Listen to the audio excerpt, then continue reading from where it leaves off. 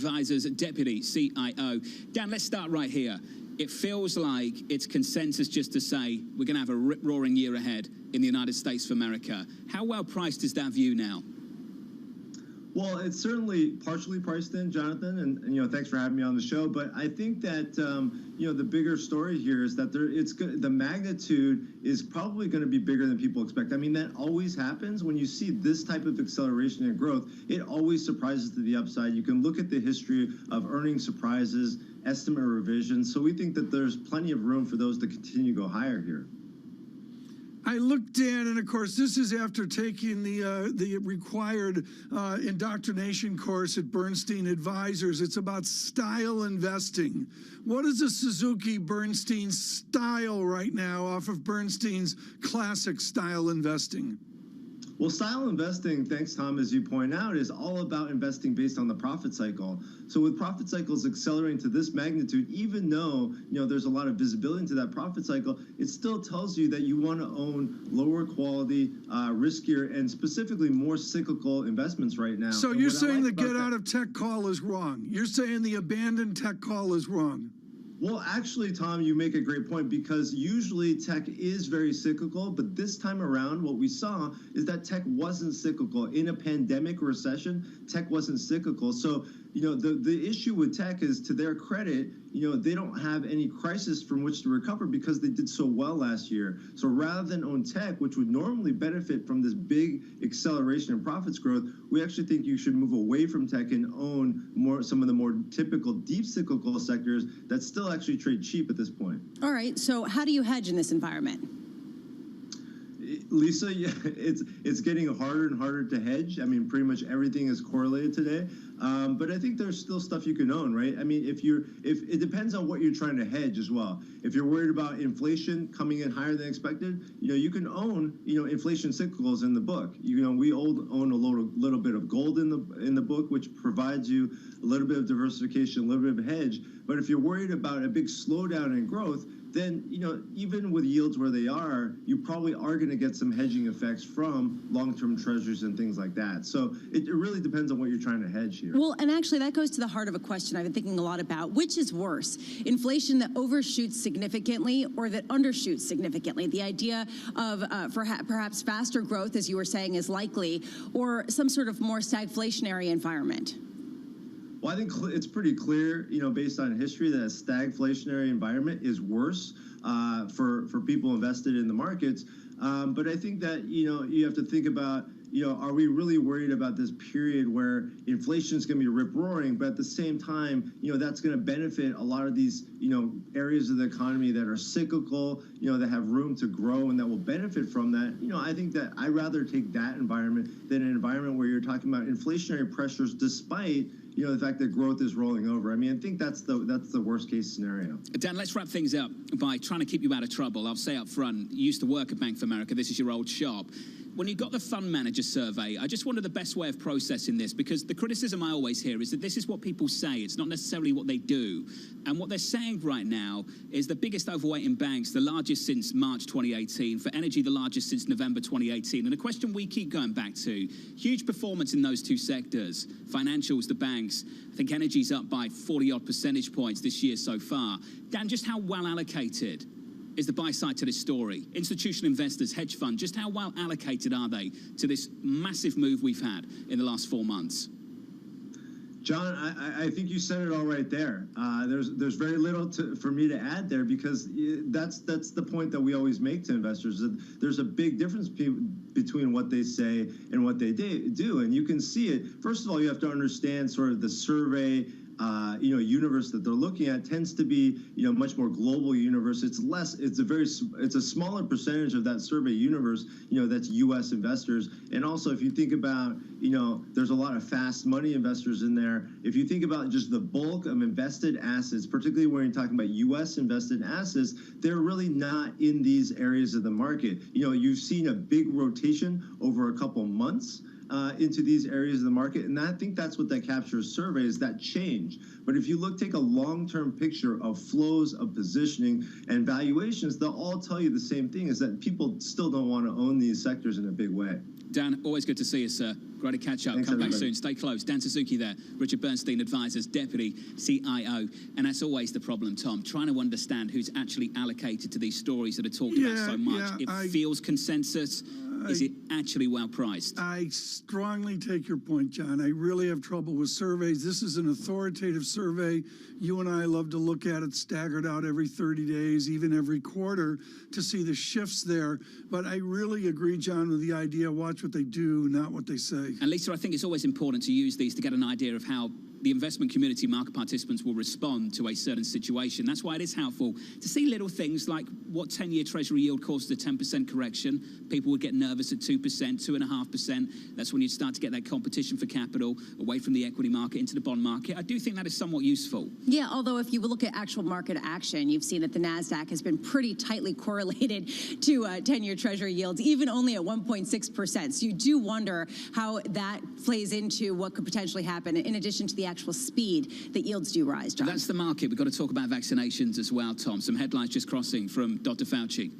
Yeah, absolutely. Dr. Fauci over at MSNBC talking up the safety, the efficacy of the U.S. project and U.S. vaccines. And, John, I'm sorry, that dovetails into the bombshell we just heard from Johns Hopkins University on Amesh Adalja. His comments on AstraZeneca, John, you must have been stunned. You're following this much more than me. But he just flat out said Germany, Sweden, and the rest, they're wrong. Pushing back against the concerns around that vaccine. Much more still to come on that front. From New York City this morning, good morning, alongside Tom Keene, Lisa Bravitz, I'm Jonathan Ferro. Retail sales, 1 hour, 18 minutes away in America. In your bond market, yields unchanged, 160 on 10s. In the FX market, euro dollar, euro firma, 119.44. In your equity market, all-time highs and up 2 points, up not even 0.1% on the S&P. This is Bloomberg.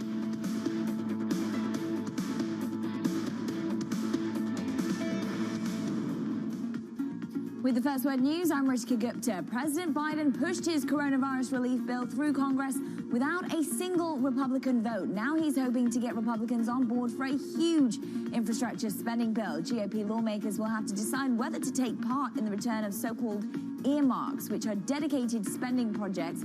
Supporters say earmarks could be the key to deal-making in Congress.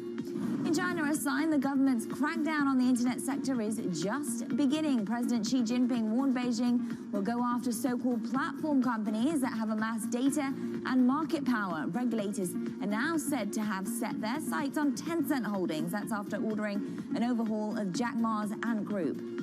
And Sweden has now joined the growing list of European countries that have stopped using AstraZeneca's coronavirus vaccine. Authorities say they're waiting for the outcome of reviews being conducted on possible side effects. Germany, France, and Italy have also halted the use of the vaccine.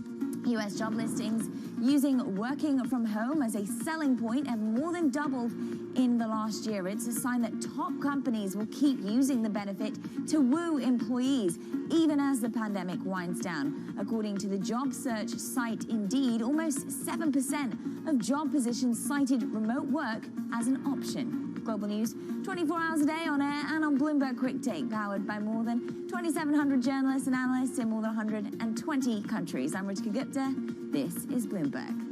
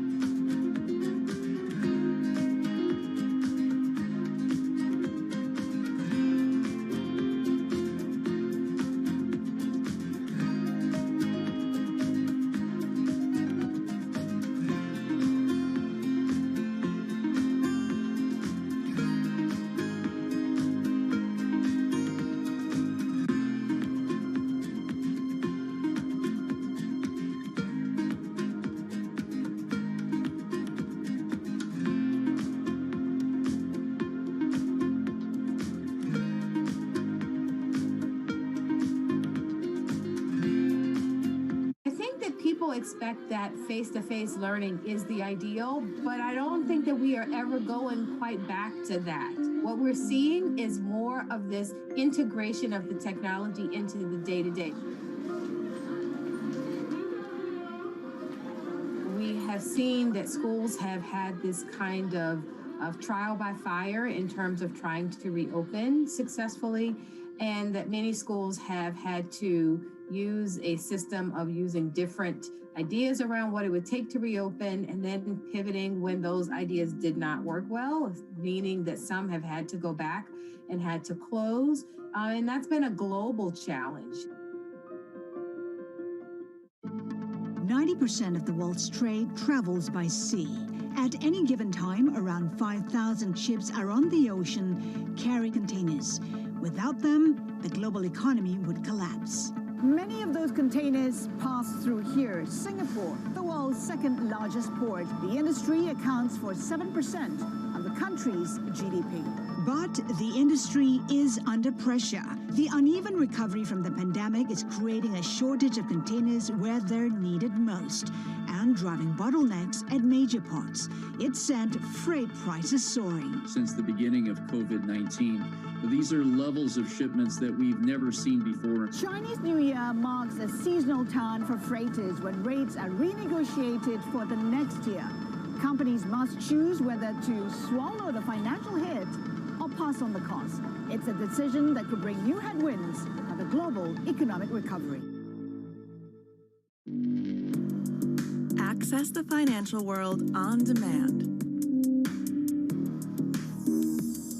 Hear from leading economists, policymakers, and industry experts via live and on-demand webinars, only from Bloomberg.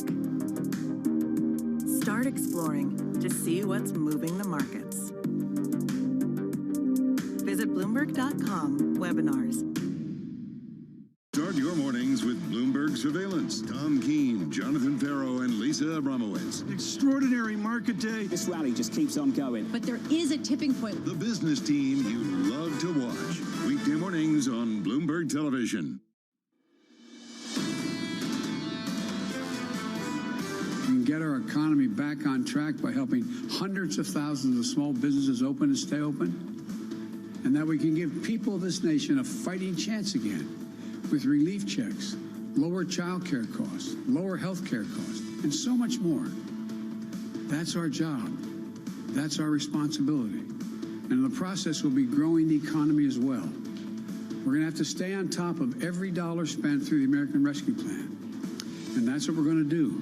President Biden on the fiscal effort down in Washington, D.C. from New York City this morning. Good morning. Alongside Tom Keene, Lisa Abramowitz, I'm Jonathan Ferro, counting you down to a retail sales print 1 hour and about 12 minutes away. Going into that, muted price action. Let's call it 160 on 10s. 160 on 10s. In the FX market, euro dollar 119.44, up about 1/10%. The euro slightly firmer here. And in the equity market, just the smallest of lifts. Your S&P 500 futures up 3, up by about 1/10% after more all-time highs at the close in yesterday's session, Tom. John, when I see here, besides the research notes coming out, which I think we've really done a good job of getting on top of this morning, is just simply the market with a bid. There's no other way to put it, even though right now red and green on the screen, the VIX 20.04. I haven't seen a 19 print yet. That would be something. Let's dash to Washington, our chief Washington correspondent, Kevin Cirilli. Kevin, you know the people bouncing around Republican politics, bouncing around Democratic politics, and one of them is Gene Sperling, who has bounced around Democratic administrations of different flavors over the years. He's the keeper of the stimulus. What will Gene Sperling do for President Biden? He says two things. First and foremost, transparency to make sure that there's no hijinks, so to speak, in terms of how the stimulus money is doled out. But then secondly, he provides an opportunity and a link to the private sector as well as to the government sector. And I think ultimately that's why he was chosen for that post. He's going to get on the phone and put out fires. Give us an example of a stimulus fire right now. Well, I think back to the stimulus of yesteryear in the previous administration, the first and second rounds of those stimulus, in which both parties were heavily criticized for a lack of communication strategy in order to connect not so much with larger businesses, but with Main Street, with smaller businesses. And so that's really ultimately, I think, the biggest hurdle that this administration faces. However, they already have the technological infrastructure set up on that front because of the previous rounds of stimulus. But again, just making sure that this is doled out in an effective, transparent way is chief among his responsibilities. Infrastructure now the focus. Question is, how much are they going to have to earmark in this new bill in order to get some sort of Republican support? Well, and ultimately, Lisa, I think that's really where the conversation goes is, yesterday, it's not a mistake that the administration refloated tax proposals yesterday and over the weekend based upon how they plan to fund for infrastructure. But a lot of the ways that they want to pay for infrastructure are non-starters with Republicans, particularly when you're talking about somehow trying to attract investment or even move investment from China to U.S. allied positions like Japan, for example, or even to Europe to boost manufacturing jobs here in the United States. Well, then you also want to raise the corporate tax rate. So Republicans that I'm speaking with, I mean, it's like I said, it's a non-starter for them. It's a non-starter. Does this mean that it's going to be a unilateral effort by Democrats with some potential tax provisions later this year? Or does this mean that we're going to get something that looks very different than what Biden lays out? We are going to get a bipartisan effort with perhaps a couple bridges to nowhere. Well, I don't know. I still think that they've been quite cavalier in terms of the rollout of an infrastructure plan and just how they plan to do that. I think ultimately the situation and the crisis really at the border has really jumped to the top of the list in terms of political priorities in the short term. Describe that crisis at the border right now, Kevin. Well, look, I mean, this is obviously a very heated political topic in U.S. domestic politics. But when you have 3,000 teenagers who are going to have to go to a convention center in Dallas, who are traveling without any type of status, that is a significant. Not just a political issue, but a significant issue for the state of Texas, as well as, of course, for immigration policy as a whole. The immigration policy as a whole for the last decade has really stumped policymakers here in Washington. The difference now is you have a governor and Governor Abbott who has ascended to the top of Republican politics, as well as a Democratic Congress and a Democratic administration. So it's setting up to be quite a political showdown. The numbers month on month speak for themselves, Kevin. We understand the Republican argument. I think we're all familiar with it. What's the government's defense? Well, President Biden campaigned that there would be a very different tone and an acceptance that he sought to draw a contrast from traditional conservative ideology. And so, but whether or not they're able to pass any type of significant immigration reforms, it remains to be seen. Kevin Cerulli, thank you so much. Greatly appreciated. Our chief Washington correspondent. The research today is extraordinary. Maybe it's in advance of the Fed meeting. Lisa and John, this is to your wheelhouse. I'm less good at this. Frankly, I don't care, except I do now. We all know Ian Lingan at BMO Capital Markets is absolutely mint. His early morning note is an absolute required read for weirdos like Lisa Abramowitz. I mean, she's all over it. Here's a window into the arcaneness of these auctions. Pondering another reverse Dutch auction treat. Significant tail versus 1 p.m. WI. The 20-year bond is the other bond, gives us pause. John Farrell, why is it the other bond? The other bond, well, it's the story of the moment, the 20-year of the last, I think, 12 months when that got reintroduced into this treasury market. I think more broadly what Ian's getting at, though, is a number of weeks ago we saw what I think most people would consider a failed 7-year auction and a worry about a repeat of that further down the curve. Lisa, the only thing I'm doing at 1 p.m. is a surveillance nap. What are you doing WI at 1 p.m.? Look at the actual demand. Look at the actual yield. Look at where it goes once it prices in terms of the taking it on and then how it trades directly after. Look, the 20-year bond, the reason why this is interesting is because there isn't as much liquidity around it. That the Fed has been buying a substantial portion of this particular denomination. So the question is, how much are independent investors going to get in? You've seen actually in the past few auctions pretty good direct participation, pretty good participation from the likes of hedge funds and big institutional investors.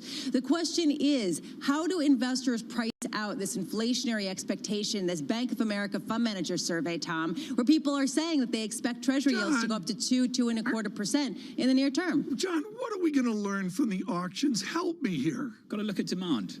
How well this supply is taken down. I think it's really important. Okay. Will anyone turn up? Of course they'll turn up. It'll get bought. At what price?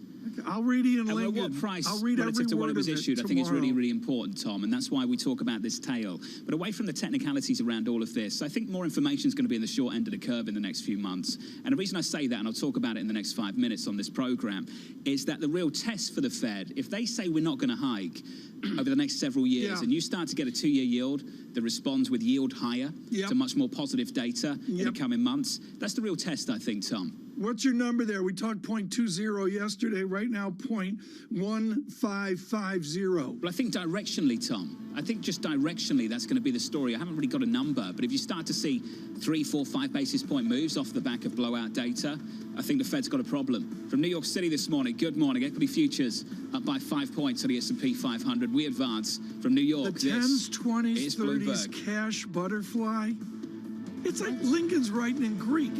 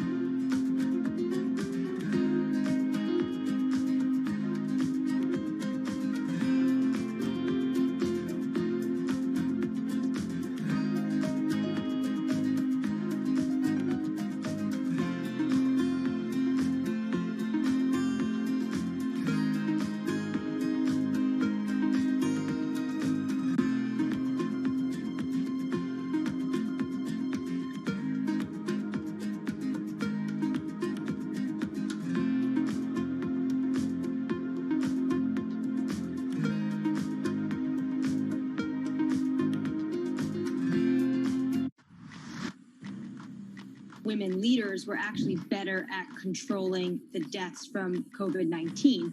Do you think out of this pandemic, we'll see more countries be willing to elect female leaders? When we look at women leaders, we tend to project on them baggage that they shouldn't bear. Women are given an opportunity when no one else wants to do the job. Women had a very clear objective.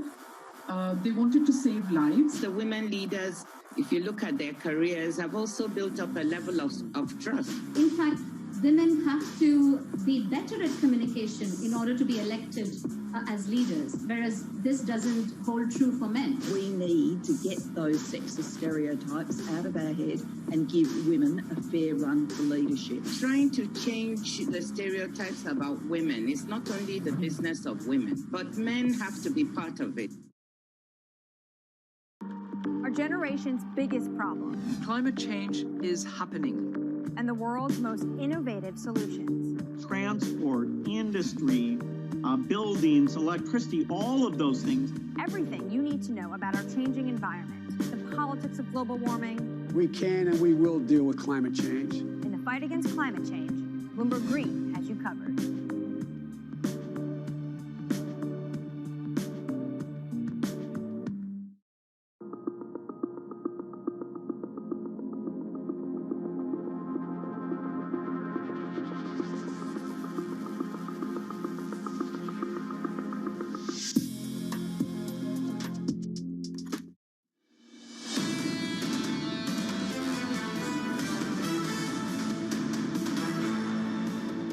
From New York City for our audience worldwide, this is Bloomberg Surveillance live on TV and radio. Good morning to you all. 7:30 Eastern, 1 hour from now, retail sales going into that. Equity futures advance on the Nasdaq by 0.5%. On the S&P up by 1/10, all-time highs, and we add a little bit of weight to it. Let's switch up the board and get to the bond market. 2s, 10s, 30s in the bond market. This, for me, is going to be the story over the next several months. Not necessarily this morning when we get retail sales, but this is what I'm going to be looking for in the months ahead as we get that better data, higher inflation, higher CPI, better growth numbers, better retail sales prints as well. How does the curve respond? Now, if yields are higher at the long end off the back of better data, great news for the Fed. I'm sure they'll welcome that. They've called that a statement of confidence.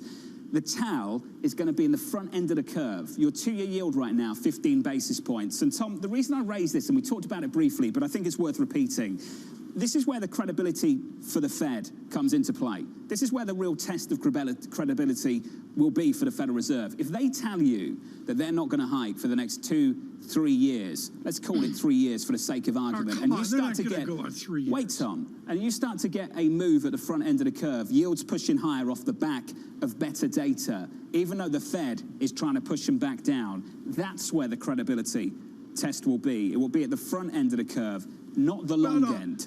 I totally agree, John. I totally agree that the media is underplaying the near end of the curve, even the 5-year yield as well. But, John, it's also real yield dynamics. In the real yield basis, the Fed has time.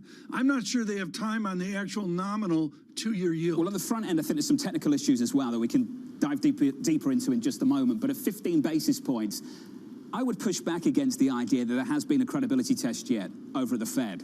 I don't think there has been. No, I don't think they've pushed back too much of what's happened at the long end. Long end's carried on going higher. They've told you what they'll do. They've sat on the front end, and yields have been pretty stable, 10 to 15 basis points on a 2-year. That's the story so far, Tom. And George Saravelis, John, publishing moments ago for Deutsche Bank, following up on Folkert Landau's worldview, and he makes very clear this is a Fed, quote, holding well into 2023. Looking forward to catching up with George Bory of Wells Fargo on this in just a moment. That's the story in the bond market. Here's the stock story with Romain. Yeah, a little bit of a sleepy day here, as a lot of people, of course, want to wait to see what happens on Wednesday here. Some of the individual movers, though, a lot of this sort of being the catalyst coming off of some analyst notes here. Interesting price upgrade here for Apple. The real argument really being made here is that you're talking about a company going forward that's only going to have single-digit revenue growth, single-digit sales growth, maybe double-digit total return growth in the low teens here, but offers a lot less volatility and a little bit more consistency here. And as you start to talk about us coming out of this recovery and into a new phase of this market, a lot of folks are saying that you want to sort of gravitate to companies like this. They may not be high-growth stocks, but they certainly offer you some consistency and low volatility. There's also a lot of bullish notes out there on Twitter here. Interesting, Citi kind of playing catch-up here. The sell-side folks over there taking their price target from 55 up to 80. Twitter, now a lot of people are talking about that Dorsey's been making a lot of the right moves. He's been making a lot of investments that'll put some pressure on the shares in the short term because of the cost, but long term it could pay off. Okay, Romain, you nailed this, because in the afternoon, the three of you are much, much more looking at sell side. Is the sell side, as a general statement, catching up right now as we see economists readjusting? Yeah, absolutely. They're catching up big time. And it's interesting to see what they're catching up to, Tom, is, I guess, what would be considered not necessarily traditional value, but I guess sort of more growth value type hybrid stocks. We call that, Romain, please. Yes. We call that growthiness.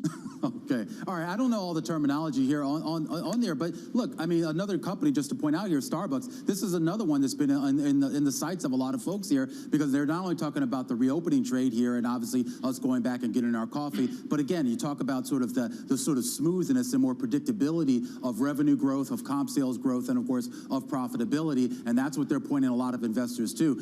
Just real quickly here, just want to mention retail sales. You guys mentioned it in about about an hour time. Look, on Friday we came in, most of the U.S. retailers, particularly in that apparel space, actually reclaimed their highs from 2020, so pre-pandemic highs. And then yesterday we had Nordstrom and a lot of those companies actually get back to their 2019 highs. So you're seeing a lot of optimism being built back into this space on that. But sort of the downside of this, of course, is going to be margin. That's why you're seeing Ulta Beauty down. And designer brands is inconsistency. Comp sales growth down 20% in the most recent quarter, despite the fact that they had actually improved in the prior quarter. So this is the issue going forward. Red and green on the screen here. We'll get to the close this afternoon with the adjustment that we see in the market. I do want to point out the VIX, 20.06 with a visit to 19 handle here a bit earlier. It is a changed market getting to the Fed meeting tomorrow. Right now, and this is really valuable. George Borey with us with Wells Fargo. What he does is he takes fixed income and all of the different mumbo jumbo we talk about, but he wonderfully distills it into usable analysis for people challenged to find yield. He joins us now with Wells Fargo Asset Management. George, where do I hide? Where do I find yield right now? Good morning, Tom. Good morning, team. Thanks for having me on the show. As you point out, and as Jonathan mentioned before, where do you hide?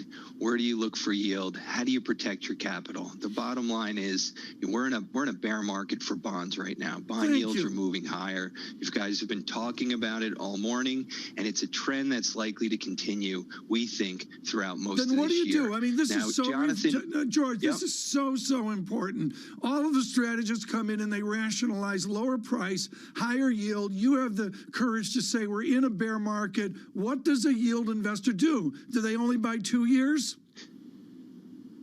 A yield investor stays anchored at the front end of the curve. You want to stay in short duration bonds. You want to go down as low in credit quality as you possibly can. You want to look at loans because they have a floating rate structure. They're directly geared to economic recovery. High yield, which is in a sector that Tom, you and I have had many conversations about in the past, but cyclically is very well exposed within the domestic, once again, within the domestic and global economy for that matter, has high enough both nominal and real yields to offset the rise in yields we're seeing in treasuries. So the capital protection strategy works there. You can also look outside the U.S. Non-dollar bonds are actually outperforming U.S. bonds pretty meaningfully. Now, you may not be immune from capital losses, but you can certainly diffuse the capital loss. And in some instances, on a hedged basis, bringing that money back to dollars can put you in a positive yield strategy. So the central message, you have to cast your net as wide as possible. You have to be diversified,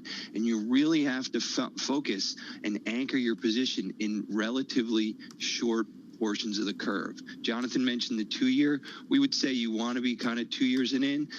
We would incrementally extend a little bit further out, but you have to do that very carefully. You have to make sure that the companies you're exposed to, the credits you're exposed to, can offset that upward drift, that upward push in yields. We can find places to do that, but it's a challenge. You have to look very carefully, and you have to be very disciplined in your portfolio construction. So, George, there's a duration story in there. There's a rate sensitivity story in there. In equity land, the simple way of expressing this would just be banks over tech. In fixed income, in your world, we're talking about high yield over investment grade, and we're talking about loans over high yield. Now, if this was an equity conversation, we'd be saying this feels very consensus. We've already come so far. Why does this persist? So let's talk about that in your world. Why does this persist?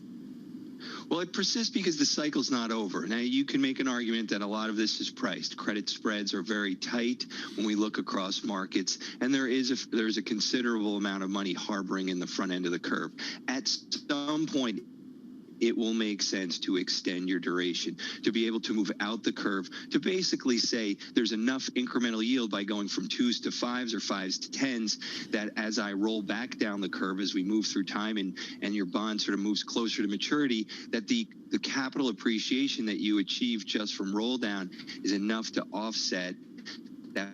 Wait, hold on a second, George. I don't mean to interrupt, but this is actually incredibly important because basically you're saying that at a certain point duration becomes your friend, and there is a question at what point that undermines the consensus call of going into riskier debt, of going into emerging markets credit or non-U.S. dollar debt. If you all of a sudden get an appeal to U.S. Treasuries on the longer end, so what is that level where it starts to switch gears and move away from that consensus call that you just said, the riskier assets, and back to duration?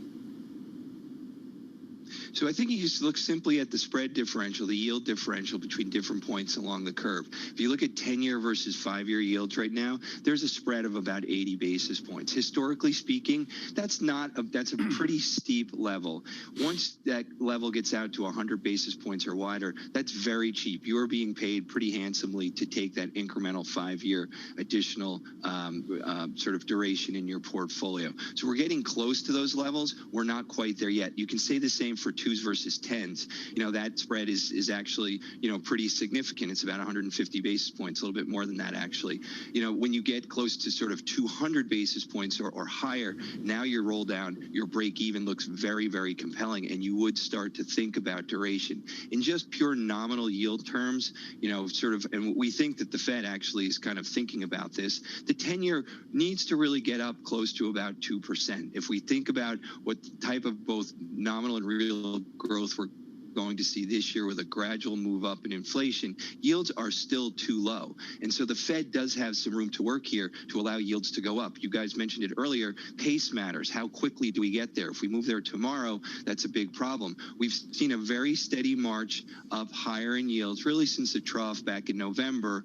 The markets have been absorbing it. There's a cyclical rotation in stocks. Credit spreads are still at relatively tight levels, and both the government and companies are freely accessing the market. So the Fed can look at this capital market and say, we're still doing a pretty good job. Yields are still too low for where we think growth is going to be. Now, Jonathan mentioned a very, very important point, and it has to do with the 2-year, because the Fed's challenge is not just letting yields rise and letting the curve steepen kind of infinitely. They need to sort of toggle to allow long end yields go up and then kind of nudge the front end up, and then long yields go up and nudge the front end up. If they're going to normalize rates, that's a combination of sort of shifting the curve up, sort of kind of across the curve. We are not at that point yet. We don't think the Fed is going to suggest that they're raising rates anytime soon. The dot plots may suggest, sort of the shifting sentiment within the Fed, that there's some, potential that they might raise rates in 2023, but we don't expect any type of definitive statement. There's still room to go for bond yields to move higher. So going back to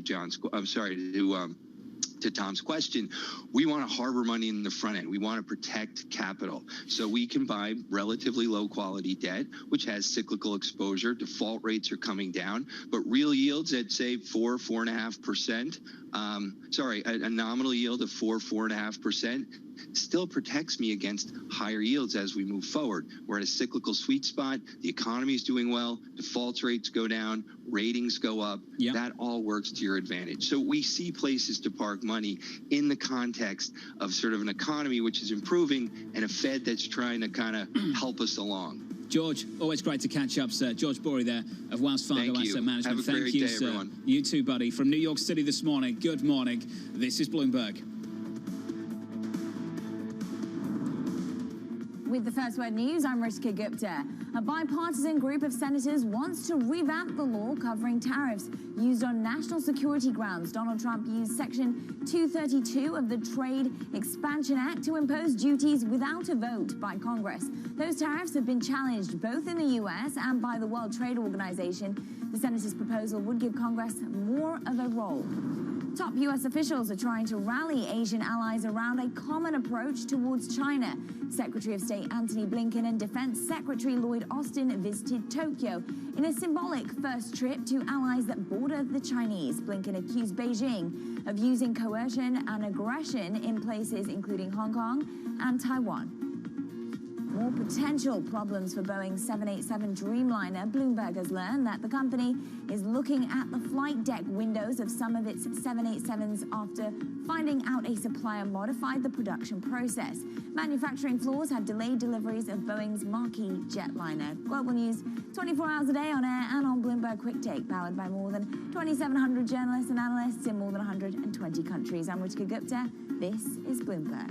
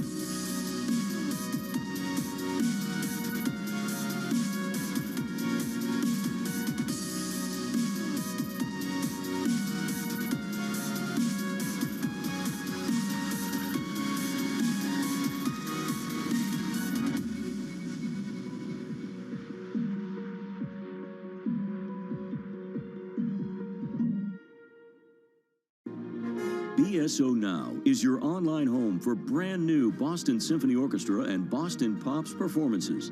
Discover new releases each week that include behind-the-scenes storytelling with conductors including music director Andres Nelsons, guest composers and musicians, plus critically acclaimed archival concerts and more. Visit bso.org/now, where the music plays on. BSO season sponsored by Bank of America.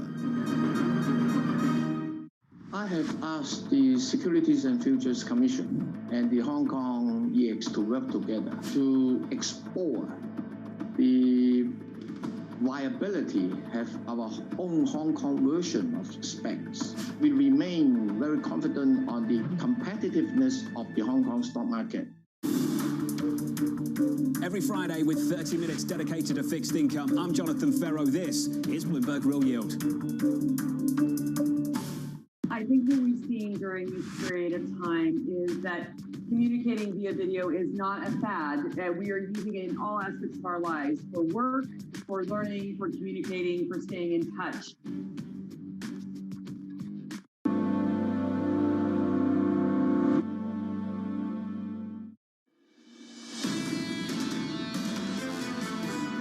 The consumers at Bank of America, which is, 50 million people spending $3 trillion plus a year in all these different forms, are spending more money than they did last year and growing at 10%. And that was before the pandemic. That bodes well. And the relief plan has been a big part of that down in Washington. Brian Moynihan there, the Bank of America chairman and CEO from New York City this morning. Good morning to you all. Alongside Tom Keene, Lisa Bramis, I'm Jonathan Ferro. Retail sales in America about 42 minutes away. Going into that, equity futures higher on a NASDAQ up 0.6%. We advanced 74 points on the S&P 500 up 4, up a little more than 0.1% and adding to the all-time high at the close in yesterday's session. In the bond market, yields in about a basis point. No drama, Tom, in FX and in the bond market. Your yield on a 10-year, 159.69. John, I want to squeeze some research in here. John Herman, always acute at MUFJ. He has stunning statements on our American economy, out to 9% with a risk upward to 10% year-over-year GDP and a Fed that will move aggressively. John Herman is really acute on this and doing his work. That is higher than Goldman. Goldman looking for 8% plus quarter on quarter in the fourth quarter for GDP growth in America. Some of the dynamics that we see right now, and well-timed to speak with Bharat Maramurthy, National Economic Council Deputy Director. And what is so important here is his experience for the democratic politics of this nation in working with committees as well. Bharat, I've got to go right to your work with Senator Warren years ago in the tax frenzy the media has right now and the reality of the committee process. How will the Biden administration work with the committees in this modern politics? Sure. So the president has laid out a tax agenda during the campaign. It involved higher taxes on big corporations, multinational corporations, tax changes that were intended to drive more investment into the United States rather than abroad, and higher taxes on extremely wealthy individuals, those people making more than $400,000 a year. And so we hope to work with Congress to accomplish those goals. The president's tax plan is intended to make sure that middle-class families are not paying more than their fair share, and that the wealthiest folks, who by and large have done quite well over the last several years, including during the last year, are paying a little bit more. Part of our social fabric is the single versus married split. Are you going to play with the social construct of our tax system, and particularly joint head of household and single dynamics? No, I don't believe that there's any plans for that. As you know, the tax code recognizes that different thresholds are warranted depending on whether you're filing as a single person or married. I don't think that there's any plans to fundamentally change any of that. But as I said, the key here is that the president believes strongly that the biggest corporations and those folks who have done extremely well over the last several decades should pay a bit more to finance, to support investments in the U.S. economy. Bharat, help me understand this, because something really important is happening down in Washington. You just called anyone earning over $400K extremely wealthy. At the same time, down in Washington, we've decided that a family earning $150,000 is deserving of a relief check as well. Are we defining something important here, or are these just numbers plucked out of thin air? Is there a message underlying these numbers? Sure. I mean, the president's view is that, a teacher and a nurse who collectively make, $110,000 deserve relief. And what we've seen in the data is that families with that kind of profile have suffered. I mean, it's important to remember that according to the latest data, 1 in 7 American families reported going hungry during the pandemic. There's a lot of need, and it's very widespread need. And remember, in addition to the fact that the unemployment rate is elevated, there's also evidence that folks have had to cut back on hours, had to take wage cuts in order to make it through the pandemic. So there's widespread need, and the economic impact payments, the checks, reflect that. Although there is a difference between 150,000 and 20,000. There is a difference between 150,000 and no income. And this raises a question of whether this is trying to stimulate spending and ignite some sort of economic growth versus plugging a gap and evening out the playing field. Which is it? Well, I think that the American Rescue Plan, which recently passed, targets money towards those lower income and middle income families. Remember, it's not just the checks. There's an expansion of the child tax credit, which is going to provide parents with children additional support. Obviously, there's an extension of unemployment insurance, which is obviously targeted at folks who've lost their jobs through no fault of their own. So collectively, what you've seen and what the objective independent analyses have shown is that this approach is going to drive a tremendous amount of support to lower income folks, especially lower income folks with children. And we think that that's appropriate. Remember, this plan is going to cut child poverty in the United States in half. And we think that that's one of the main benefits of it. Is it a goal to make the child tax credit permanent, Bharat? The president has said that he's interested in looking at that. Obviously, we're not quite at that point yet. We want to make sure that in the short term, all of the good relief provisions in the American Rescue Plan actually end up in the pockets of the American people. And so this week and next week, what you're seeing is the administration traveling the country, trying to explain to people how they actually access the relief that they're entitled to under this bill. That's really important. Bharat, this is an important question. It's a curiosity for our global Wall Street audience. Day to day, what do you observe in the White House as to how the president takes in his economic advice? What is the Biden method of taking in your wisdom and, for that matter, Secretary Yellen's wisdom? Yeah, so look, this is a very data-driven, empirically based approach. And you've seen it in the arguments that the president has been making over the last several months about the need to go big in response to this crisis, and the point that the cost of doing too little is greater than the cost of doing too much in this situation. And you also see it in the fact that the president has said that it's totally reasonable and the right thing to do economically to deficit finance this relief plan, because in the long term, the cost of not providing this relief and letting the economy stagnate for longer is also quite severe.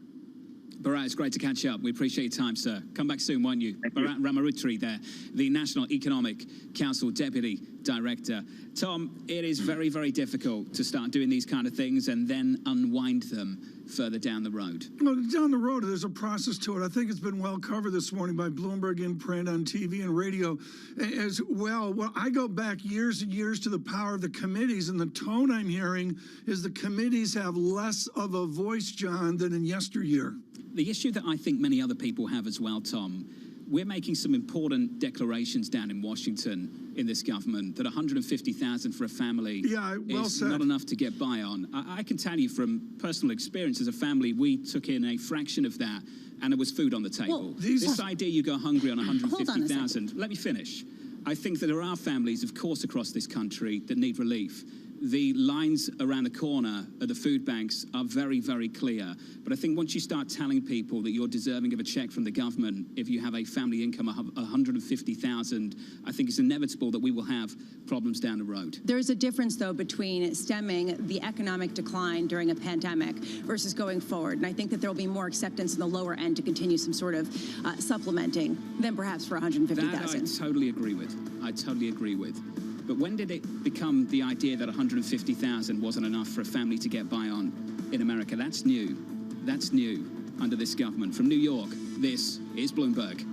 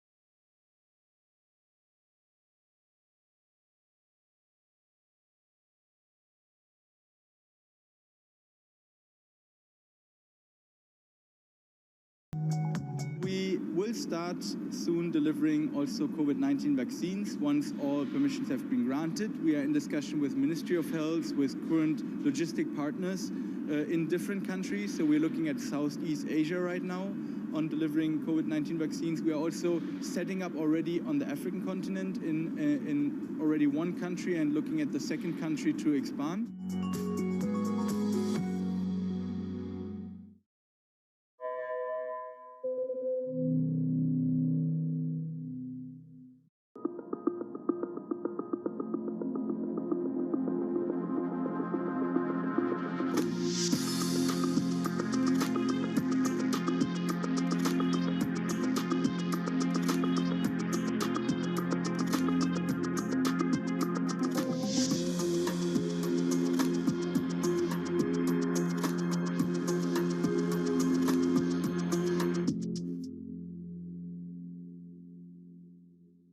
BSO Now is your online home for weekly Boston Symphony Orchestra and Boston Pops performances. See new concerts that go behind the scenes, plus acclaimed archival concerts. Visit bso.org/now, where the music plays on. BSO season sponsor, Bank of America. Thursday, the Fed decides. As investors challenge the Fed's view on inflation, how will policymakers react? Coverage begins at 2 p.m. Wall Street time on Bloomberg Television.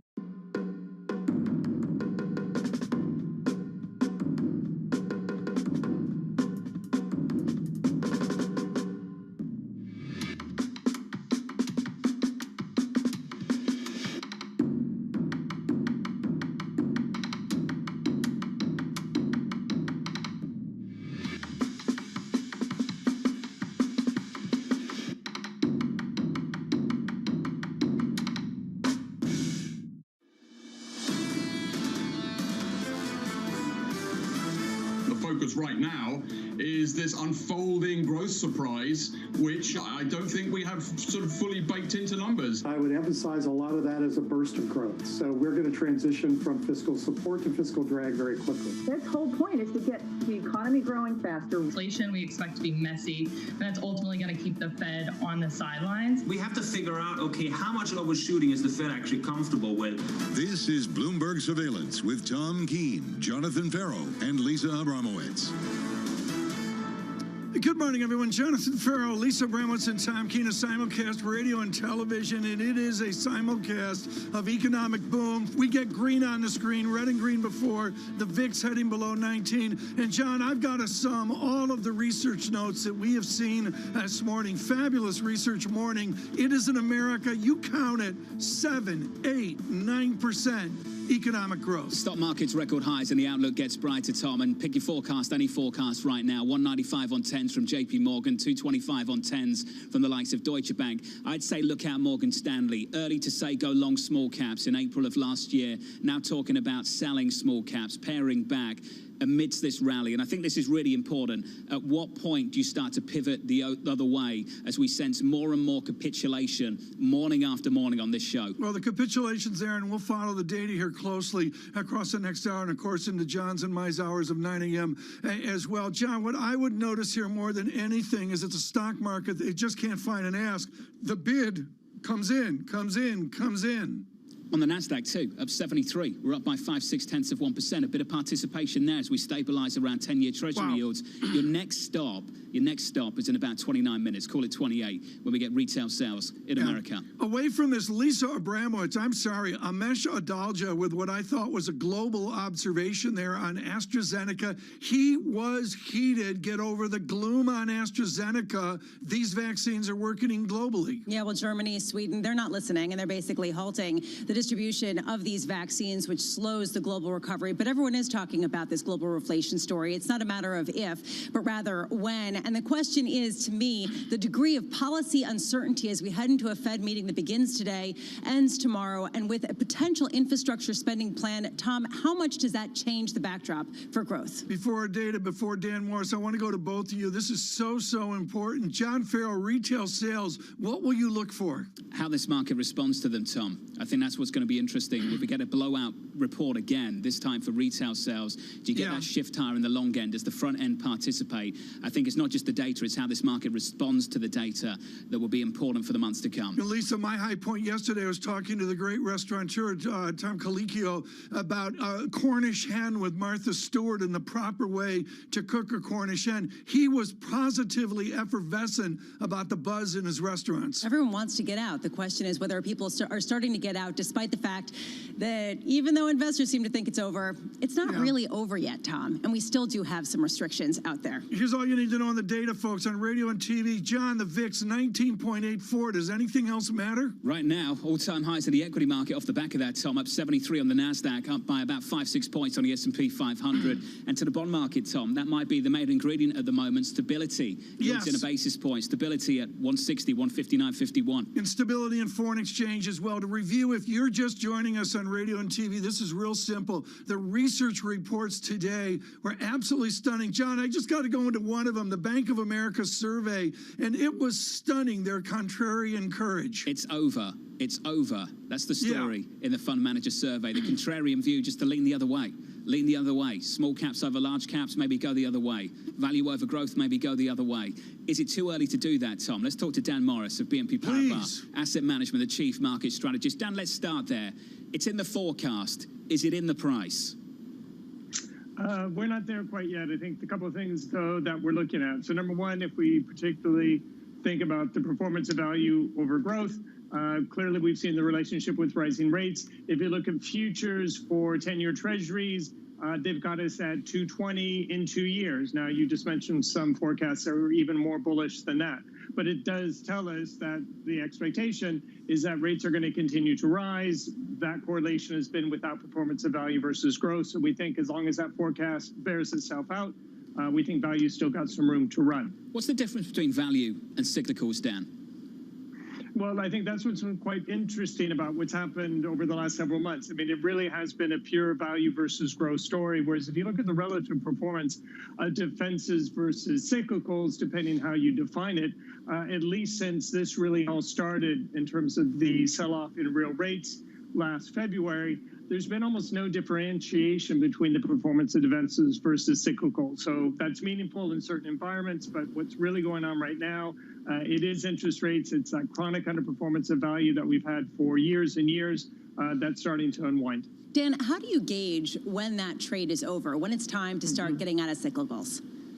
Well, so the first, I mentioned the outlook for interest rates. So as long as we continue to see rising nominal yields, we think at least value versus growth is the trade to be thinking about as opposed to cyclicals and defensives.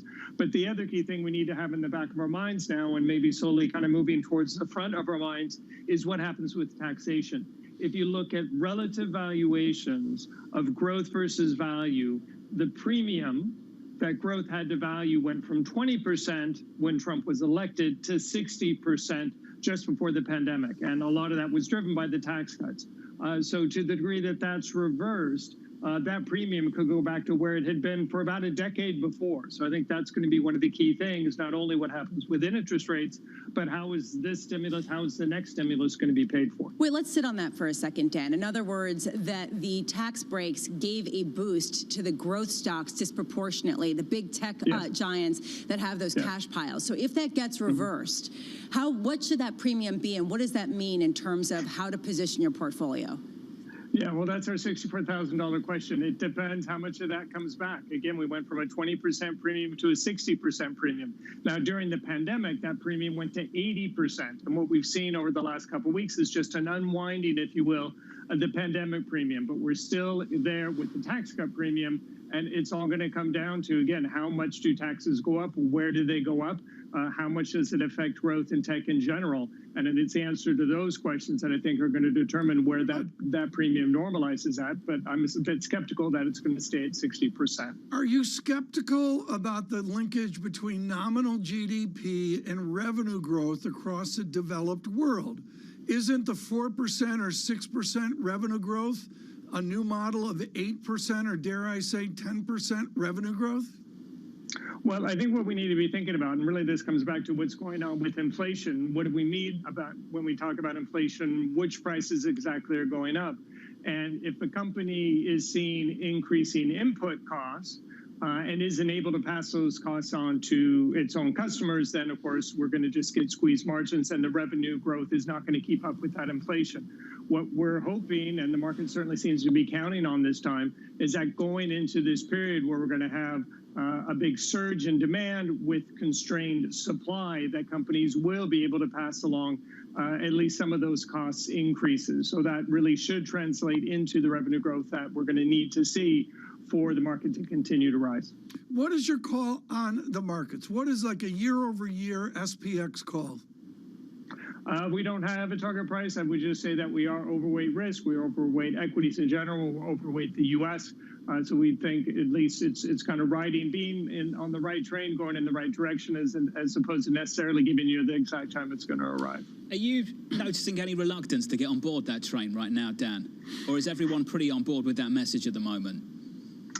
Not so much reluctance, but of course it's when you have that much consensus, similar to what we had with the weak dollar view. That was the big consensus call earlier this year. You know, it is the time when you do need to at least be questioning those assumptions and looking for those signposts that are telling you things are going to change, which we certainly do. But at this point, it does seem to be kind of, you don't fight the Fed. I think right now you don't fight $1.9 trillion. That's true. Dan, good to catch up. Dan Morris, BNP Paribas Asset Management Chief Market Strategist. I want to bring you a stock call from Goldman on Alaska Air, a stock that's up 25% over the last month alone.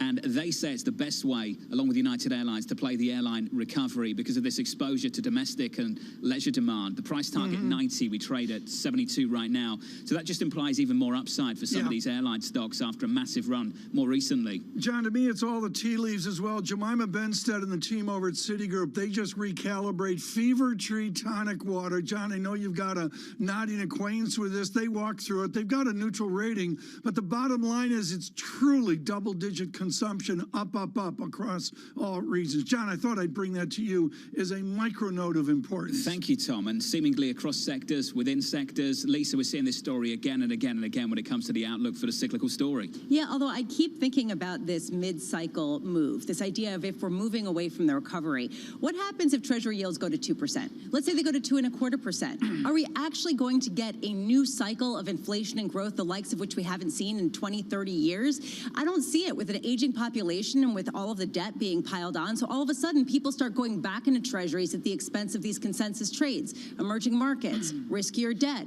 I mean, I'm just trying to gauge this out in the next phase as we enter this new period. Steve Major trade, Lisa. Yes. HSBC talks about that cyclical it's reopening, tailwind for yields. I love how she does that. Secular story, longer term, headwind for yields. That tug of war between the two. Exactly, and you're not just hearing it from him, but also from PGIM Fixed Income, which they've been coming on and talking about this. The bond pros are talking about how we are not going to enter a new regime, and the implications for that are significant for investment, John. It could be Debbie Downer, or it could just be saying... Debbie Downer? Well, I mean, it could just be saying, look, I mean, looking around corners, whatever you want to make fun of, but the idea of, you know, what's next in this next cycle, because in the reality, we're not necessarily going to enter some sort of new phase without a material policy change. John, this is the split, and it's very helpful, Lisa, that you believe this. We're looking at the research on the street, and I'm sorry, John, she's looking at the pendulum of Abramowitz. The pendulum of Abramowitz. The pendulum of Abramowitz. I have to say, everything Lisa just said, though, Tom, is perfectly in line with what Goldman are talking about in terms of the forecast. So go through the Goldman forecasts. 8% growth year-over-year, quarter-over-quarter rather, in the fourth quarter. An unemployment rate that drops to a 3 handle next year, and yet still, 2023, PCE inflation just north of 2%. The inflation dynamic story longer term doesn't change, even though you get this massive boom up front in the next 12 months. Very transitory. Very transitory. I can't wait for the Fed special tomorrow. That'll be exciting. Coming up, really important conversation with a good friend of this program, Arsenio Beschloss, the Rock Creek Group founder and CEO. From New York, this is Bloomberg.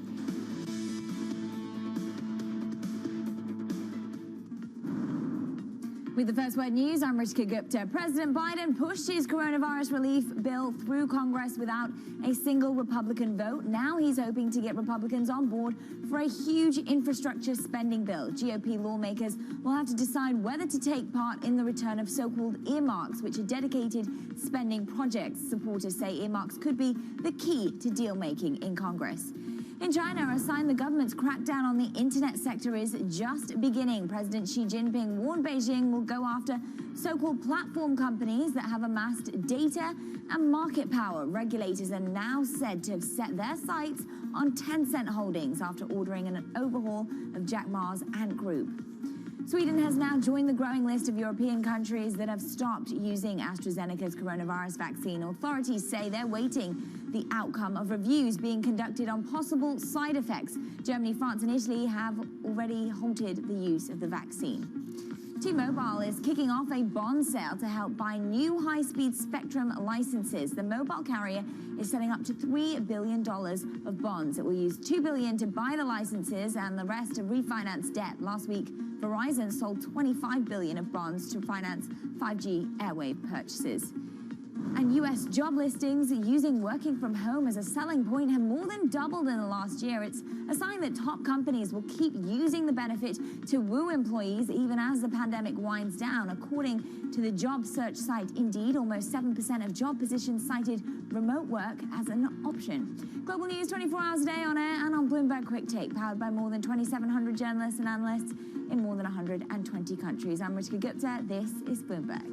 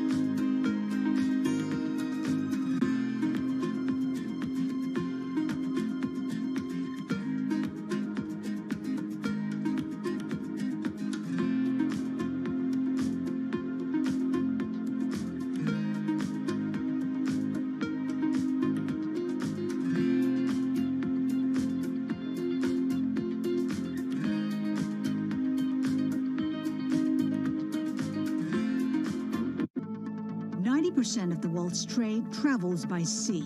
At any given time, around 5,000 ships are on the ocean carrying containers. Without them, the global economy would collapse.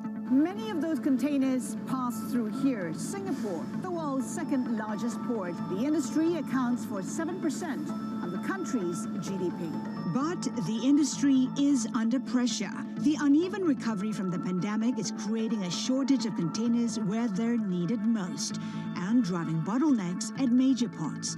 It sent freight prices soaring. Since the beginning of COVID-19, these are levels of shipments that we've never seen before. Chinese New Year marks a seasonal turn for freighters when rates are renegotiated for the next year. Companies must choose whether to swallow the financial hit or pass on the cost. It's a decision that could bring new headwinds for the global economic recovery. Bloomberg has enhanced search on the terminal to deliver what you need when you need it. Now, you can simply type phrases in everyday English in the command line. Compare financials. Find people. Analyze markets. You can enter phrases or ask questions. What do you want to know today? Ask a question or visit SearchGo to find answers now.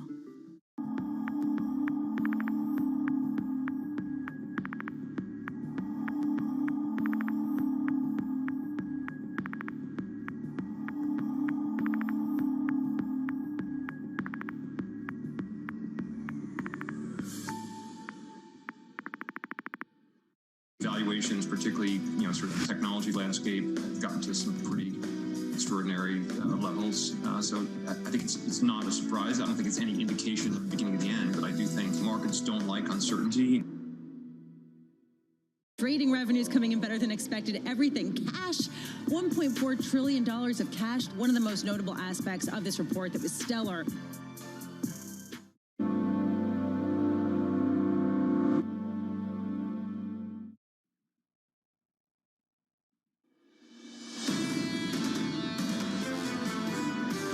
nearly everybody I know, and I certainly agree with this, think that this is good news. I mean, the Fed's whole point is to get the economy growing faster, real interest rates up, inflation expectations up, and both of those things have happened. That's exactly what's happened over the last month. Patricia Mosser there, the Columbia University professor and former New York Fed senior official from New York City this morning. Good morning. Alongside Tom Keene and Lisa Abramowitz, I'm Jonathan Ferro. We are counting you down to retail sales in America. In around about 12 minutes' time, we'll get that print and that coverage from Michael McKee. Your price action ahead of that looks like this on the S&P 500, all-time highs. And we add a little bit of weight to it, a little more than 0.1% on the S&P. On the NASDAQ, up by 70. On the NASDAQ 100, we advance 0.5%. That's where your outperformance is this morning.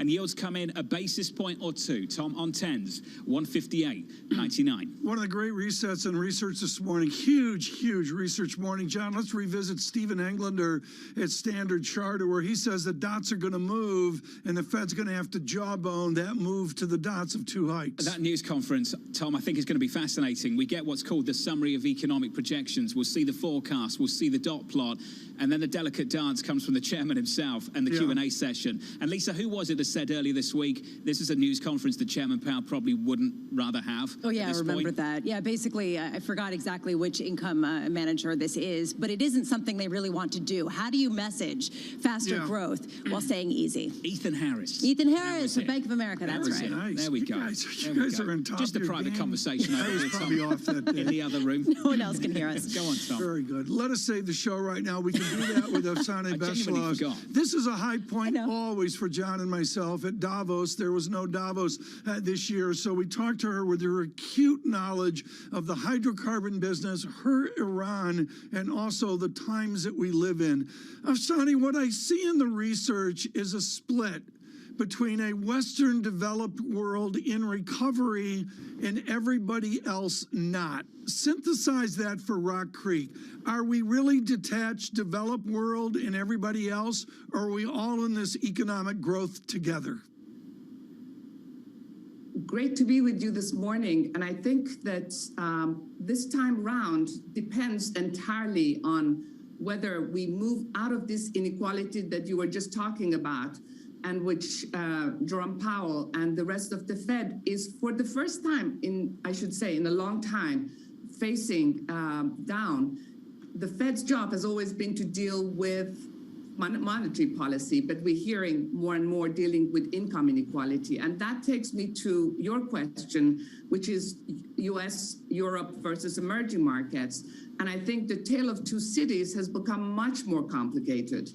In emerging markets, you can't sort of bunch all emerging markets together anymore. China has its own very different dynamic, and the rest of emerging markets, depending on what kind of sectors are growing, whether they have a vibrant technology sector, whether they are dealing with semiconductors like Taiwan and Korea, versus making leapfrogs in terms of getting their health sector ahead, will be in very different situations as compared to those who have not. Obviously, the big question that affects both developed and emerging markets, Tom, is how COVID vaccines are getting distributed. In the US, of course, we are moving very fast from thinking that we're all working from home to maybe as soon as June, July, having the option to go back to offices, schools reopening, colleges, letting everybody come in at the same time. That's a very big deviation from Europe, which has been behind on its purchase of vaccines, and then emerging markets that either cannot afford to or cannot get the supply of vaccines. So that is a tale of two cities. Afsane, there's also this concern that as Treasury yields rise, as the United States provides higher rates to investors, that will suck money away from some of the developing world at the same time that they struggle to catch up with the rest of the acceleration due to a slower implementation of vaccines. How is an investor do you invest around this? I mean, how much are you factoring this into your allocations? I think you just have to look at it much more actively, Lisa. I think you can't just sort of do the index thing that has been going on for the last 10 years. You can't bundle sectors together, you can't bundle stocks together, you can't bundle countries together. And so it becomes much more interesting in terms of our day-to-day jobs. The big trends, though, across emerging and US and Europe will be the impact of the innovations and the very rapidly changing lifestyles across all income segments and all countries. The way technology has entered our lives and is also entering the lives in emerging markets the same way, in health and education, and then with renewable energy, of course, which we have talked about before, with the current oil prices, encouraging more investment in renewable energy, apart from all the government programs and the fiscal stimulus that is coming in, and potential changes in regulation. I think all of that will be really good, not just in terms of climate change, but in terms of bringing growth levels much higher across the globe, emerging and developed countries. How active are you right now deploying cash? Are you taking a step back, thinking that perhaps some of the rapid gains are in and waiting to see how things establish themselves when it comes to fiscal stimulus? I think you want to not have too much cash, and you want to be well diversified. And so we probably, at the cash levels, we always keep 2-3% cash in case of specific opportunities that are coming up, but really not much more than that. And we are very still excited about equities. In the US and Europe, you've seen the run-up in equities, and in certain parts of the emerging markets, in the financial sector, in the health sector, we've had a lot of really interesting opportunities across emerging markets, really both Asia and non-Asia. Taiwan, I just mentioned, obviously continues to be an exciting place, not just because semiconductors, but also geopolitical reasons that are becoming more interesting as we speak. And then in terms of bonds, obviously that we're probably at the lowest end of our allocations to bonds, except staying at the shorter end of the curve. Last but not least, I think the big question for a lot of investment portfolios is how much you continue to invest in privates versus liquid assets, because a lot of the innovations that we're looking at need you to lock up, if you're investing in early stage or growth stage companies for longer term. And that's an area where we've been doing more and more, really, and continue to as we speak. Afsane, always love listening to you. It's great to catch up. Thanks for giving us your time. Afsane Beschloss there, the Rock Creek Group founder and CEO. Retail sales coming up in around about 5 minutes. Let's reset. We're looking forward to that print. It comes in about, 4 minutes and about 30 seconds, Tom? Yeah, it comes up in 4 minutes, 30 seconds. I don't know what we're going to see. We got a big number out front. Mike McKee will give us all the visibility there. And Michael says, there's big numbers up, and then it's going to be less exciting this time. Who says? And then it's on to the Fed. It's on to the Fed decision tomorrow, the summary of economic projections and a news conference the with VIX Chairman is under Powell. 20. Going into that, the VIX is under 20. Your equity market is at all-time highs. Your bond market, your yield is down a basis point on a session to 159.34. Alongside Tom Keene, Lisa Abramovitz, I'm Jonathan Ferro. Heard on Bloomberg Radio, seen on Bloomberg TV. This is Bloomberg.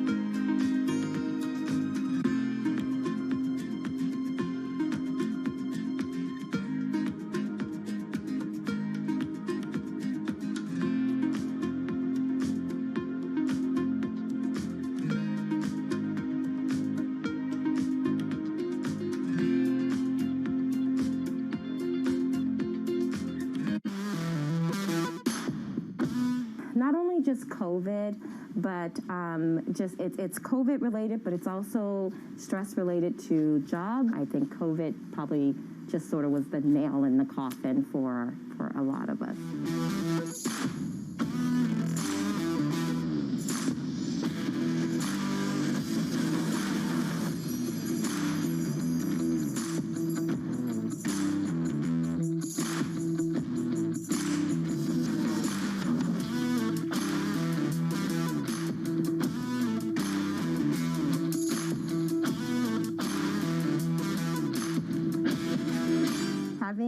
destruction room here is also a very healthy outlet. I do not encourage it as something that we do on a regular basis, but I do find that when people come in, being able to break plates, being able to write out whatever's on their mind and letting it go, being able to just take out their frustration and their anger.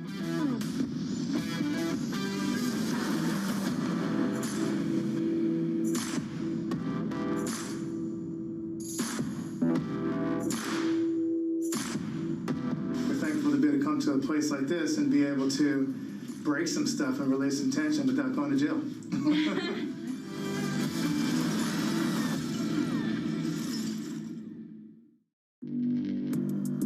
Access the financial world on demand.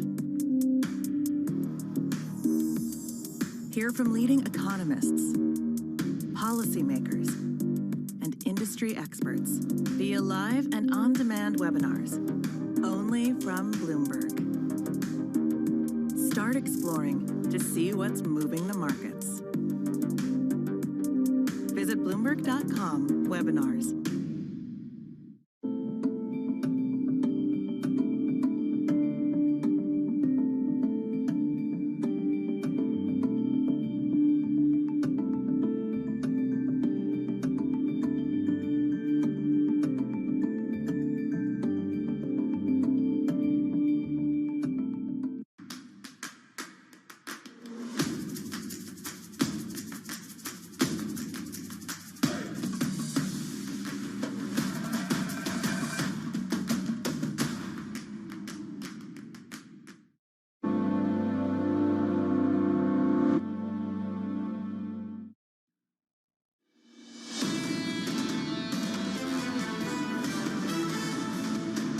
From New York City, this is Bloomberg for our audience worldwide. Waiting for retail sales, a huge range of estimate coming into this print. Going into it is Michael McKee. All right, John, we are just getting the numbers now for the export and import prices. We'll give you those while we're waiting for the retail sales numbers to drop. Import prices for the month up 1.3%. Last month, 1.4%, so a bit of improvement there. Ex-petroleum only up 0.5%. So no inflation at this point really coming in from overseas. We are looking at some additionally expensive gasoline, but other than that, it isn't a major issue. Okay, here's the retail sales numbers. They are out and they're down by 3%, which is a lot worse than anticipated. The forecast was for a negative 0.5%. Remember, 5.3% last month, although I'm waiting for the revisions to pop up. Everybody's clicking on this at the same time, and the new way they do this down in Washington makes it difficult for everybody. Take out autos and gas, and we were down 3.3%. The control group down 3.5%. This is the one the economists watch. We say this every month because it translates mostly into what goes into GDP. It was expected down 0.6, and it's down 3.5% on the month. The retail sales overall number ex autos down 2.7%. And if I move down to table 2 here quickly, let's see what the this is the one that tells us individual groups. Looks like we're down pretty much across the board. Department stores were up 23% last month. That's been revised down, and it is now down 8.4% for this month. Okay, retail sales, we have the revisions. Retail sales for January were up 7.6%. Wow. The original was 5.3, so we gain about 2.3 percentage points. So if you want to look at it as a 2-month average, you're looking at retail sales that were down only about what was forecast on the month, 0.7 decline as opposed to a 5. Mike McKee, don't move. John, give us a market feel here before we get to Michael McKee and then our informed I think it's really, really hard to know what to do with this, Tom. 159.86 on a 10-year. Yields come in just a little bit in the equity market. The bid stays in a little bit on the S&P, on the NASDAQ, a little bit more, so up 60 still, at 0.4%. I think, first of all, before we have the discussion, huge shout-out to Jim O'Sullivan at TD, who is looking for negative 3.5% on the retail sales control group and got it. And a nod to Michelle Meyer of Bank of America Securities as well, who was looking for negative 3%. The reason I say the market doesn't know what to do with this, Tom, is because this is what? February. Show me April. Show me May.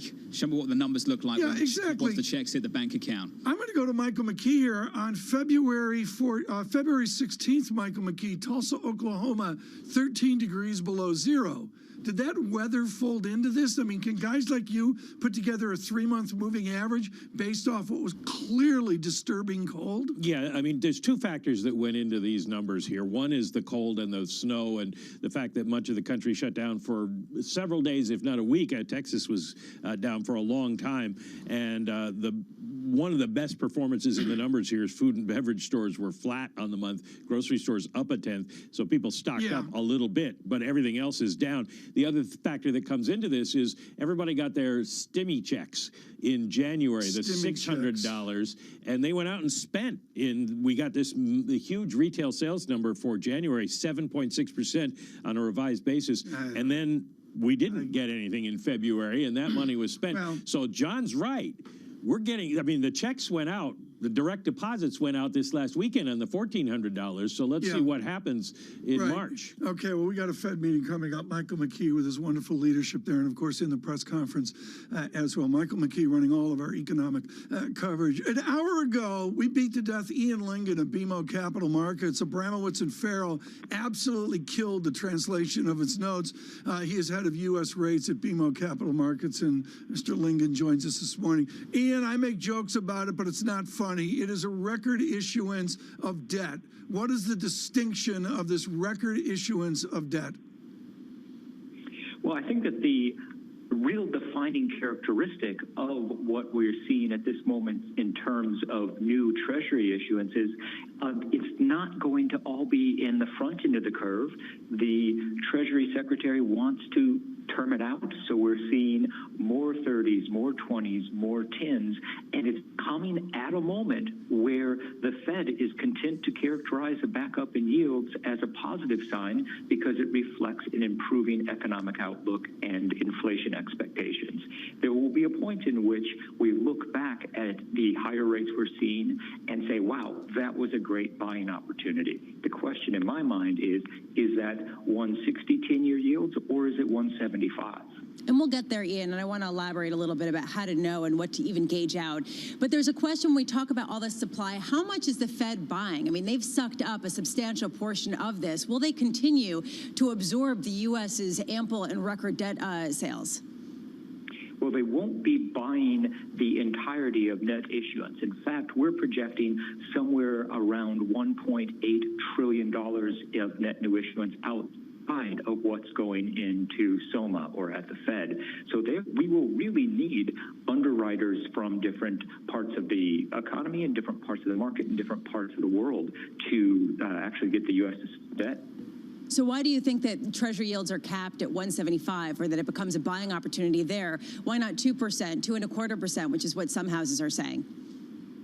I think at 175, we start to look at what's going on in the U.S. in terms of the Treasury market versus what's going on in Europe, what's going on in Japan, and on a comparative basis, we're already starting to look attractive.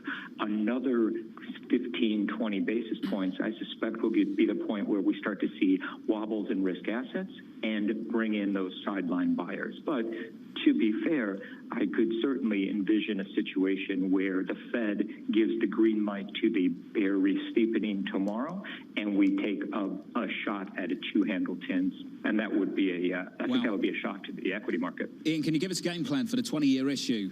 Who actually buys the 20-year, and how much of a read across can you take from the 20-year issue today, just for the broader Treasury market? So the 20-year issue, obviously, it's a recent reintroduction to the benchmark. It has a set of natural buyers because it's the CTD for the classic bond contract. And so there has been a solid bid. Auctions tend to tail slightly, but it's not a big foreign issue, unlike tens, for example. So it does have structural buyers. But as a read for what it means for the rest of the market, the only way that the 20-year auction matters this afternoon is if we get a repeat of what we saw at February 7th, which was a significant tail despite a reasonable concession. Do you think that should be ignored, though, Ian? At this stage, I think that there's plenty of underwriting demand.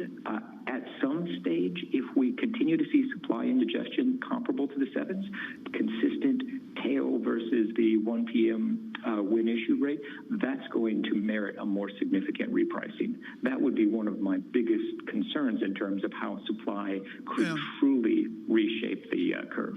Ian Lincoln, you're the Bank of Montreal, and I know when this pandemic's over, they're going to drag you up to Montreal. You're going to go with the big shots to see the Canadians beat the Leafs, and someone's going to turn to you between the second and third period and say, look, my biggest fear is the foreigners don't show up. How do you answer the age-old question that the foreigners will not show up to buy United States full faith and credit paper? I think that the classic bond market adage that there's no such thing as a bad bond, just a bad price, is particularly apt in this context. People will show up to buy U.S. Treasuries. The question is, at what yield will they need to be enticed in from the sidelines? And that's what we're seeing defined as the 2021 outlook continues to brighten. Does Lisa go to ice hockey games? Is that what you're implying, Tom? That Lisa shows up to an ice hockey game and asks Ian whether the foreigners turn up. I've been to hockey games. Have you? I've never been. What's really? it like? It depends where you are. If you're in North Dakota, pretty exciting. It's always exciting. Actually, Rangers game is pretty exciting, too. Do you really want to have this conversation, John? I do. Ian, thank you. It's just thrilling. It's good to catch up, Ian. John, she holds court in the boxes at Madison Square Garden. You can hear a pin drop when she starts in on auctions. I thought the Rangers were terrible. Yeah, they are.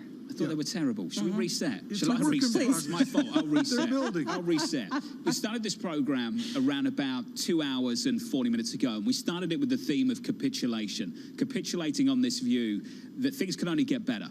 And that's the view of everyone right now. And I think you've got to take that view, the better forecast, the high yield forecast that we've seen from Deutsche Bank, JP Morgan, across the board when it comes to the economy, and ask ourselves what it means for this market. After a massive rotation, the move we've seen in small caps has been enormous. The move we've seen in financials, in banks in America, in energy in America, in the airlines over the last month has been gigantic. And to Lisa's point that she's asked repeatedly through the morning, we've seen the early cycle move. Have we seen all of it now, Tom? Is that it? Is it time to lean the other way? And to borrow that line from Bank of America in that Global Fund Manager survey, they say it's over. What's over? The pandemic's over? What does it mean for this move? John, I'm in the camp. We don't have a clue. We've never lived this before. We have an America with China GDP growth. There's a mystery to this, and the mystery folds right over to equities, bonds, currencies, commodities, and particularly in the equity space, John, we don't have a clue what the denominators are going to look like. And the real variable here is inflation. And I feel like we are conditioned by getting it wrong year after year. Economists saying in 2009, 2010, we're going to spur inflation with all of the money printing and what the Fed was doing. We didn't. And John, I have to go back to what PGIM and frankly HSBC's Stephen Major said on your program on the Open, where he was saying, why is that going to change? Stop freaking out because yields are going to go lower. What you don't know is that when you're on radio, Lisa and I co-anchor the Open together. We just don't tell you. We do a fourth hour together. You just don't get invited. Coming up on the Open, I'm pleased to say, Mike Wilson of Morgan Stanley will be joining us. A really interesting call almost 12 months ago on going long small caps. It was April of 2020. Yeah, that was lonely. And everybody laughed. It was beyond lonely. Now, Tom, they shift the other way. I'll tell you, this is great. I'm set up for, tomorrow, the next day, into the weekend. This is fascinating, John. You're going to join us?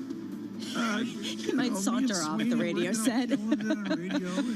I guarantee he leaves the radio studio just to check, just to make sure that this isn't a real thing. Alongside Tom Keene and Lisa Abramovich, I'm Jonathan Ferro. All-time highs in the equity market, downside surprise from retail sales, but a brighter outlook dominates this market worldwide. This is Bloomberg. With the First Word News, I'm Rishka Gupta. A bipartisan group of senators wants to revamp the law covering tariffs used on national security grounds. Donald Trump used Section 232 of the Trade Expansion Act to impose duties without a vote by Congress. Those tariffs have been challenged both in the U.S. and by the World Trade Organization. The senators' proposal would give Congress more of a role.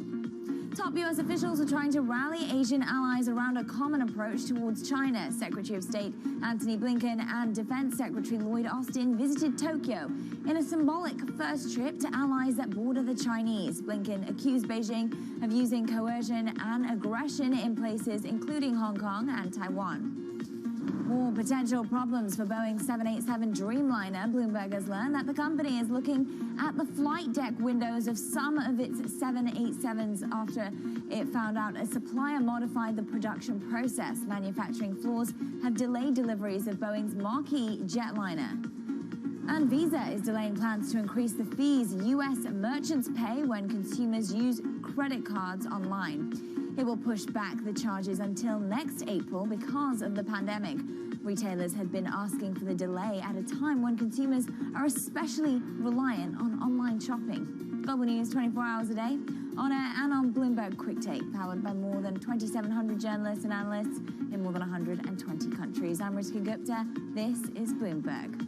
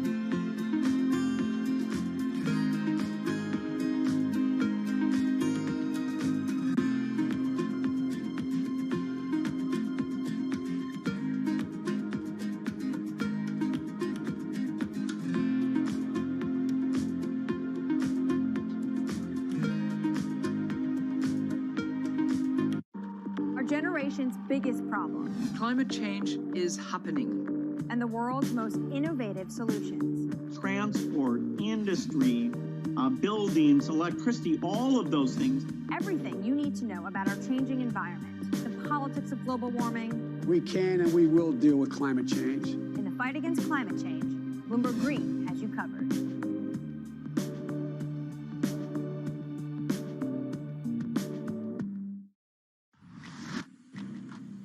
Women leaders were actually better at controlling the deaths from COVID-19.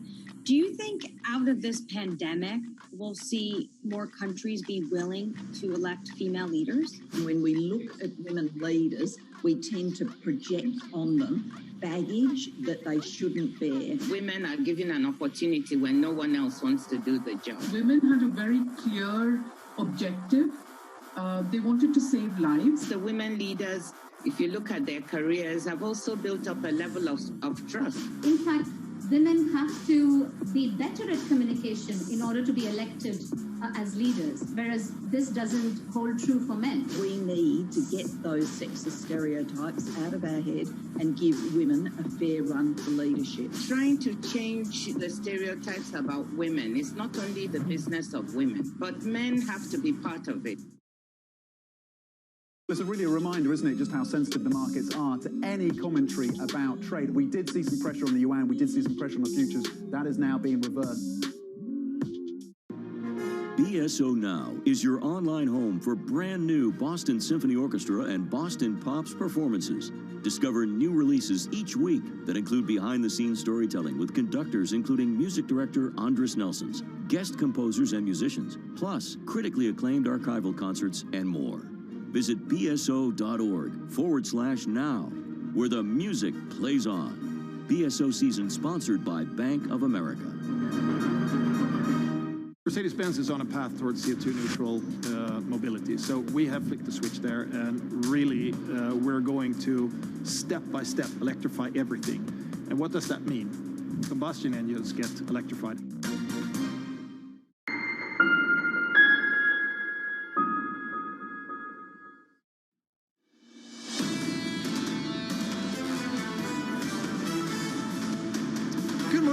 Bloomberg Surveillance, Lisa Bramowitz and Tom Keene. We digress right now and do so with a book that has perfect timing. We are all picking up the pieces after the pandemic, and it is the miracle of these vaccinations. Yes, Pfizer, Moderna. What Amesh Adalja told us today, that we should not fear the AstraZeneca vaccine. That was world-making headlines. Fauci over with Morning Joe on MSNBC with the same tone. Walter Isaacson shows up to rescue us. You know him from the accessible Steve Jobs. You know him from Da Vinci. And now the code breaker, perfectly timed around the end of this pandemic. Walter Isaacson, thank you so much for writing this book. It is about the path of our genome from Watson and Crick forward. What was the biggest surprise in writing the code breaker? How important RNA turns out to be. I know that sounds techie, but you're a microbiologist from way back. And everybody was looking at DNA, including Watson and Crick. And then my character, the main character in my book, Jennifer Doudna, and her partners, Emmanuel Charpentier and others, they realized that RNA does the real work. I mean, you know famous siblings that just sit at home and curate information. That's DNA. RNA takes that information and builds proteins in our cells. That's how the Pfizer and Moderna vaccines work. Right. And the really important thing about it is you can recode it. So every time there's a variation, you can say, hey, I'll tweak the coding a bit, just as if you were coding a microchip, you code a molecule. Walter, what's so important here from the headlines of DNA and what we know on that and what David Baltimore and others did in the revolution of RNA, the work out at Berkeley with Jennifer, what's so important here is the fear of science, of getting people who are afraid to be vaccinated, not because they're anti-vaccine, but because they're just afraid of what's in the code breaker. How do we get them to have the confidence to be vaccinated? Well, one of the things is that your show and you've done that well, but in a small way, that's why I've written this book. I take you hand in hand with Jennifer Doudna, this wonderful character from when she's in 6th grade, and she reads A Double Helix, Jim Watson's book about DNA, and she notices Rosalind Franklin. She says, okay, women can be scientists. And then she goes on, and I explain how simple these processes are and how natural they are. I mean, this is something bacteria have been doing for 1 billion years, which is using RNA as a guide or using it as a messenger to get things done in cells. I think if we understood science, if we demystified science, if we made it seem like a journey of discovery, which is what I try to do in the book, then we'd feel more comfortable with it. Walter, this raises a lot of implications, your book, and I think it's a really important discussion to be having right now. The ethics of the past 20 years has been about how we digest information, how we form communities in a digital era of Facebook and different platforms that people are joining. The ethics of the next 20 years may be more fundamental as to what is a human in terms of gene editing and causing all sorts of changes, depending on your will, to the way that people exist. Can you talk a little bit about some of the advancements and some of the ethical questions that you expect to arise from this?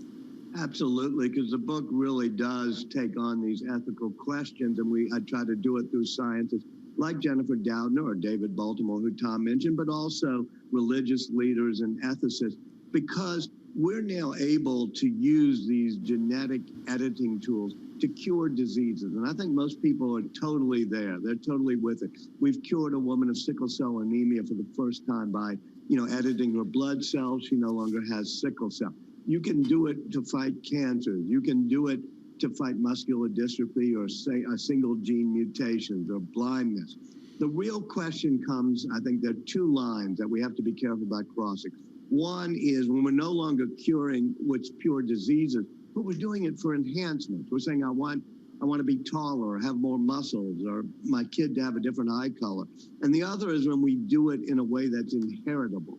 In other words, when we do it in reproductive cells for when we're having kids so that it'll be inherited by the whole human species. So in the book, I go kind of step by step and say, let's pause right here for the time being.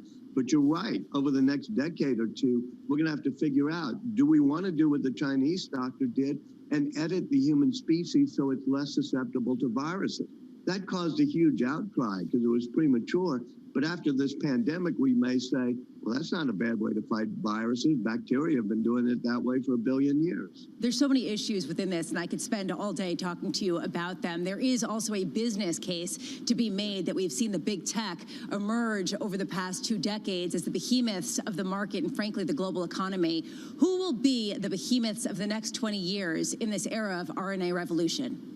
I think it will not consolidate the way the tech industry has into 4 or 5 major players, because I think there's so much innovation coming along. Clearly this year you saw Moderna and then BioNTech, which is the company that created the vaccine that Pfizer is now distributing. But more importantly, in some ways, will be Jennifer Doudna, the heroine of my book.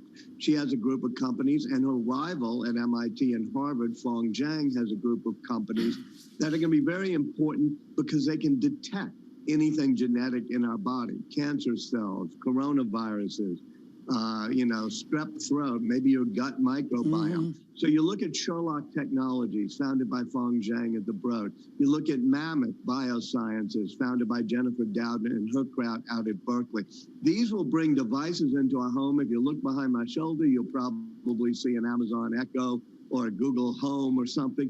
I have those digital devices. Soon I'll have devices in my kitchen or in my bathroom that say, okay, put a little saliva and tell me all of the genetic things going on.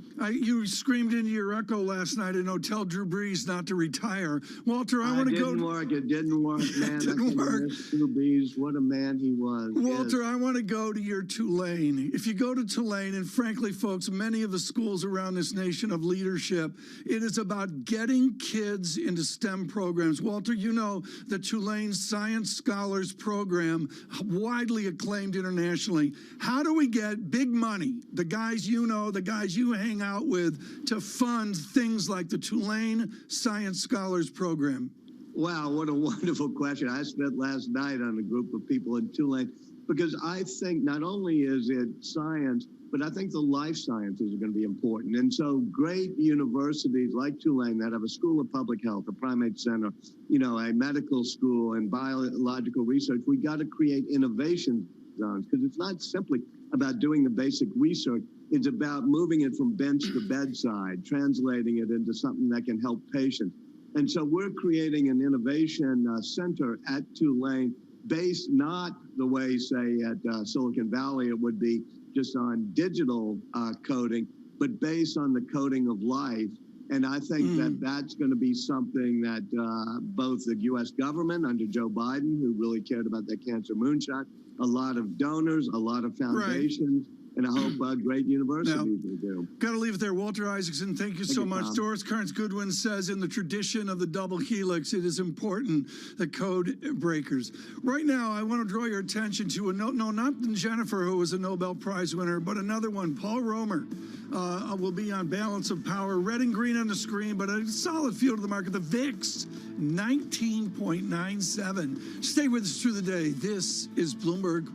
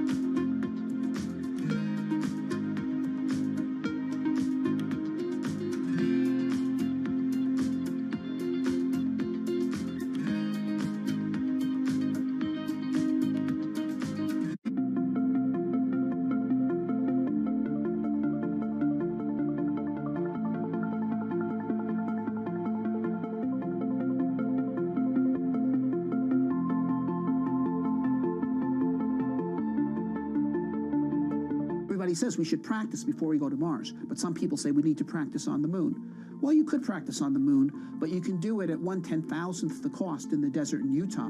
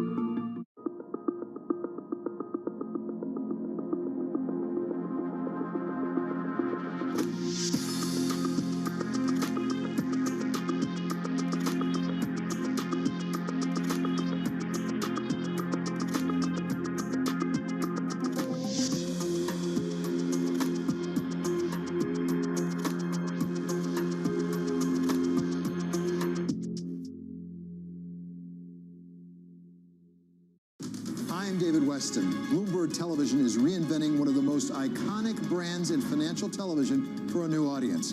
Join me to see the news program for the clever investor. This is Bloomberg Wall Street Week.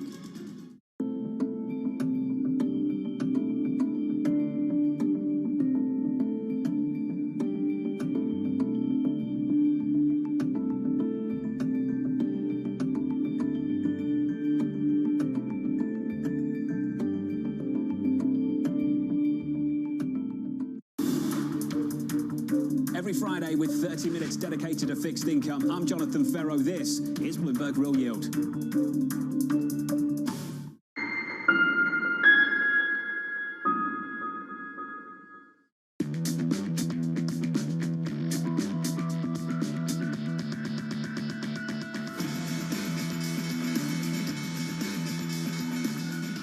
Where did all the bears go? From New York City for our audience worldwide, good morning, good morning. The countdown to the opening bell starts right now with equity futures up about 0.1%. Let's get straight to it. We begin with the big issue, mounting signs of capitulation.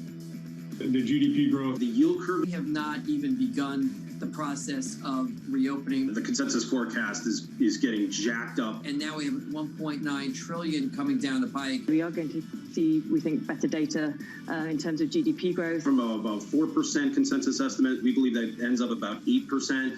After this $1.9 trillion stimulus bill, we're seeing rates back up. Treasury yield is going up. I think the recovery is coming a whole lot faster. You might get another period of U.S. exceptionalism. There's going to be a culmination of all this. This unfolding growth surprise. These positive surprises are going to start to just run out of steam. Economic optimism still building on the street. Bank of America publishing its latest fund manager survey saying investor sentiment is unambiguously bullish, with capitulation into cyclicals and a V-shaped recovery becoming the new consensus. Let's get to the Bloomberg team, Kaylee Lyons and Abigail Doolittle. Kaylee, their survey says it's over.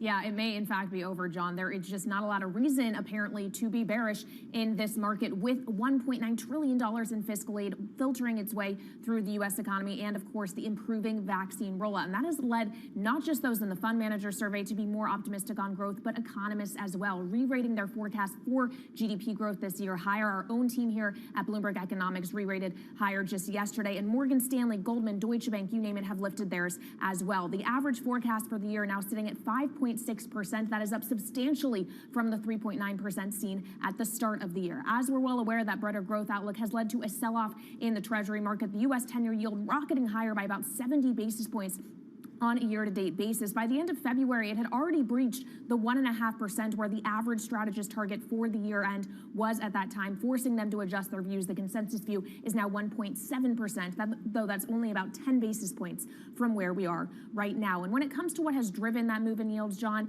yes, to a certain degree, it has been higher real yields. That actually is the bulk of the move, but also higher inflation expectations, particularly in the near term. When you look at 5-year break-evens, that rate now sitting at about 2.6% relative to about 2.3% for the 10-year break-even, which is leading the spread between those longer and shorter-term inflation expectations down to about negative 32 basis points. That is the most negative on record. So that it would indicate that there's a bit more fear about a short-term burst in inflation that would then fade over the longer term. Though I would note, John, in that fund manager survey we were just talking about, the number one tail risk no longer is COVID-19. That is now higher than expected inflation, John. Inflation and a taper tantrum, maybe. Kaylee, thank you. Your bond market this morning, just south of 160 on a 10-year, 159.50 and in about a basis point. For more, here's Abby. John, well, a big piece of the story this morning, retail sales for February coming in disappointing. Now, despite that, we really don't have a bid for bonds. Bonds basically flat. But relative to that number,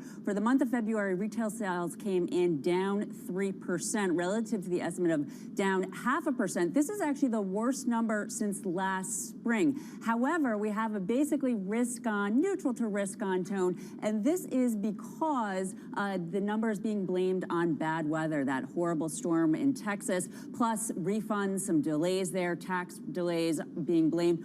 Also, you may have some folks waiting for those stimulus checks. So you have that down number. Nonetheless, not really weighing on futures overall, fluctuating. Where we do have some weakness, not surprisingly, some of the retail movers, including Macy's, Nordstrom, and Bed Bath & Beyond. Some losses there, especially for Macy's and Nordstrom, those department stores. And when we take it more macro, John, speaking of the macro tone, it's a little bit mixed, as you can see, because we have the S&P 500, or excuse me, the NASDAQ 100 futures higher, being helped out by Apple. Crude, on the other hand, definitely a risk asset, down 2%. Copper is down. The Bloomberg dollar is flat, so it's interesting to see those commodities trading off on a flat dollar. But overall, a neutral to risk on tone this morning, John. Abby, thank you. Thank you very much. So here's the story so far. We have seen forecast after forecast come in higher for growth, for yields. On a 10-year, your yield over at JP Morgan now looking for 195 year end. Over at Deutsche Bank looking for 225 year end. On growth, Goldman looking for something maybe with an 8 handle quarter on quarter in the fourth quarter for the US economy. You've seen this story. Now you've got to ask yourself whether this is the peak of this story, the peak of capitulation, whether it's time to lean the other way after a massive few months of gains that we've seen, not just through this year, but through the back end of last year as well. Morgan Stanley's Mike Wilson downgrades small caps amid rising interest rate headwinds and says the following: since our upgrade back in April, small caps have had a historic run of outperformance. Furthermore, smaller companies may be the most vulnerable to cost pressures as the economy reopens and valuation for the Russell 2000 is extended. I'm pleased to say Mike joins us now for more. Mike, when you made this call back in April last year, people like me pushed back. It was lonely. It felt uncomfortable. Does this feel uncomfortable now as well? Well, it's a lonely job, John, as you know, to try and predict the future. And yeah, look, we don't try to be out of consensus, but we do look for opportunities sometimes in doing our strategy work to say, okay, well, what's not priced, what's not known, and is there a decent chance that that outcome could happen? And I feel like we're in one of those moments again. I think you and I have been speaking for years. We do tend to be a little bit early. We try to be early because we feel like that's the best way to provide advice to clients, which is, take a stand and make a move. So yeah, I think we're in one of those moments again on a couple different levels. Number one, look, the forecasts have caught up to reality. And I would argue that the earnings revision breadth and some of the economic revisions are probably going to roll over from a rate of change standpoint. That doesn't mean the cycle's over by any stretch. It just means we're going to have a pause in some of the velocity of those revisions. And that can always weigh on asset prices. The second thing is valuation. We've been talking about that now for several months, right? Our call on rates was somewhat early, but it's now playing out. And we don't think that move is over necessarily because the economy is going to be better. And of course, the last thing is just as we reopen, we do think people are being a bit complacent around costs. So obviously it's great news. Vaccination program's working. We're going to probably have better weather shortly. That'll help the herd immunity process.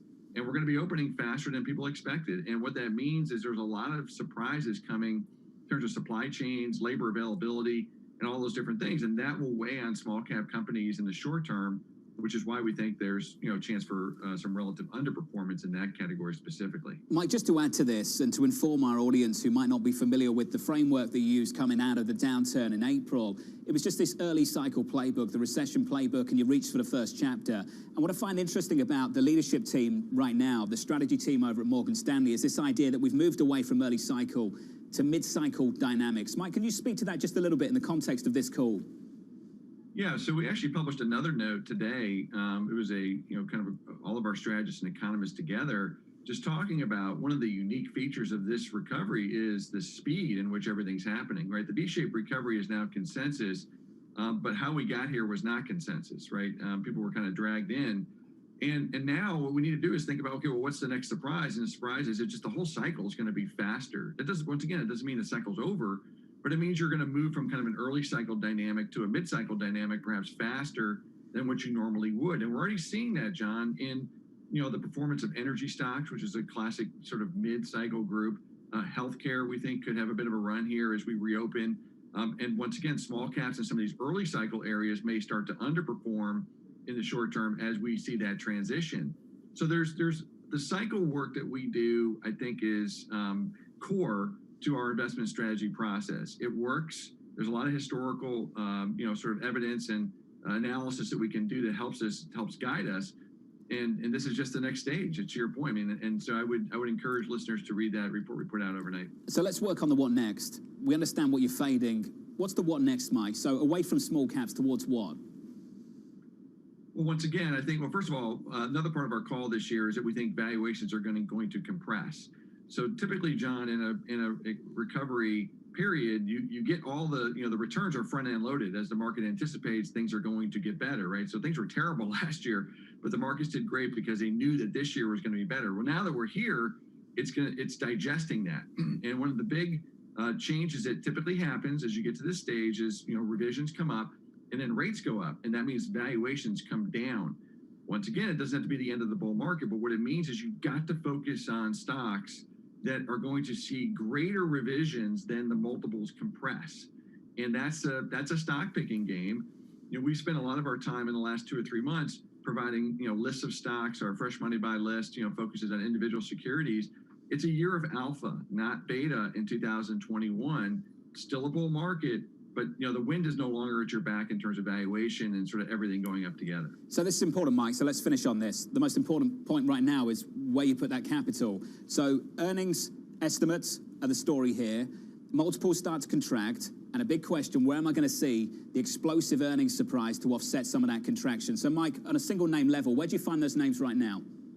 So we're finding them still in the financials because that's, obviously rates are going up. That's helpful to their business prospects. Obviously the economy improving will help in terms of loan loss reserves coming off the books. So that's an easy one. Clearly, there are small cap companies that are exposed to the reopening that will manage the cost pressures well. We think that's going to be in the consumer services area, the business services area, travel, leisure, some of those classic reopening areas. And then, of course, commodities. That's an area where, inflation is beneficial. So that could continue to be energy and some of the metals and mining space. Mike, always great to catch up. That was a clinic in just getting an understanding of where the team over at Morgan Stanley are at right now, and I appreciate your time. Mark Wilson there, and why this cycle is moving so quickly and why you need to think about what that means for your capital allocation in the months and quarters ahead. That's the story more broadly. Fade the small caps, the call coming out of Morgan Stanley. Bloomberg's Abigail Doolittle has the movers ahead of the opening bell. Hey, Abby. Hi there, John. Well, we also have some news crossing the Bloomberg right now that relates to those movers. And the EMA, or the EU's Medical Regulatory Board, they are saying the evaluation of the AstraZeneca vaccine is ongoing. This, of course, after a number of countries have halted use of it. Despite this, we have AstraZeneca absolutely popping, similar to yesterday. Right now in the pre-market, up 2.4%. And we see sympathy trade in Moderna, Pfizer. So these vaccine makers are strong, and there were a number of people in the U.S. today, including Anthony Fauci, I believe, on Morning Joe, saying that the AstraZeneca shot is safe. I believe that is what he said.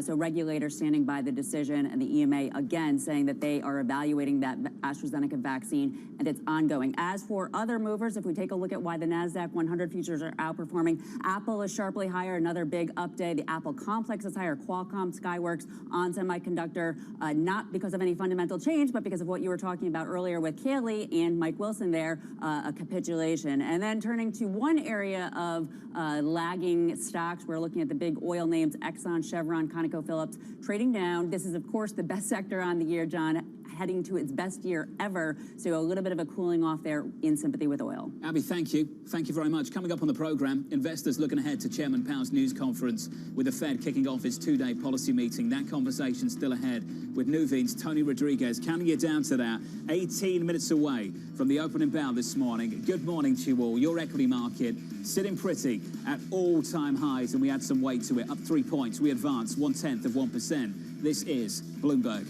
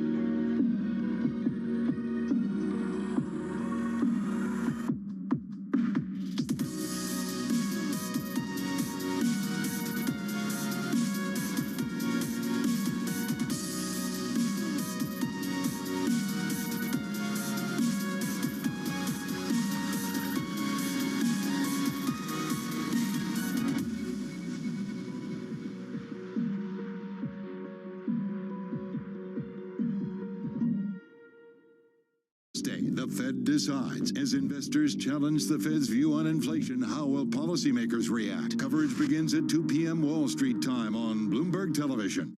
Right now, about half of U.S. households invest. We'd like to get that number up to 95+%. Investing should be as ubiquitous as shopping online. It should just be something that people do.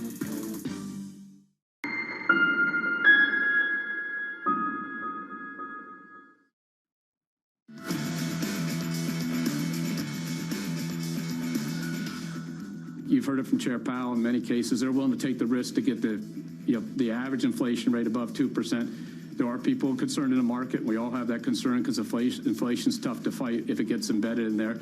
But there's a lot of temporary factors, and we'll see what happens. And I think you'll hear the Fed's most recent economic projections over the next few days. Really interesting conversation with Brian Moynihan at Bank of America, sitting down with David West in the last 24 hours. Looking ahead to the Fed decision, kicking off day one of its two-day policy meeting. For a preview, here's Mike McKee. Morning, Mike.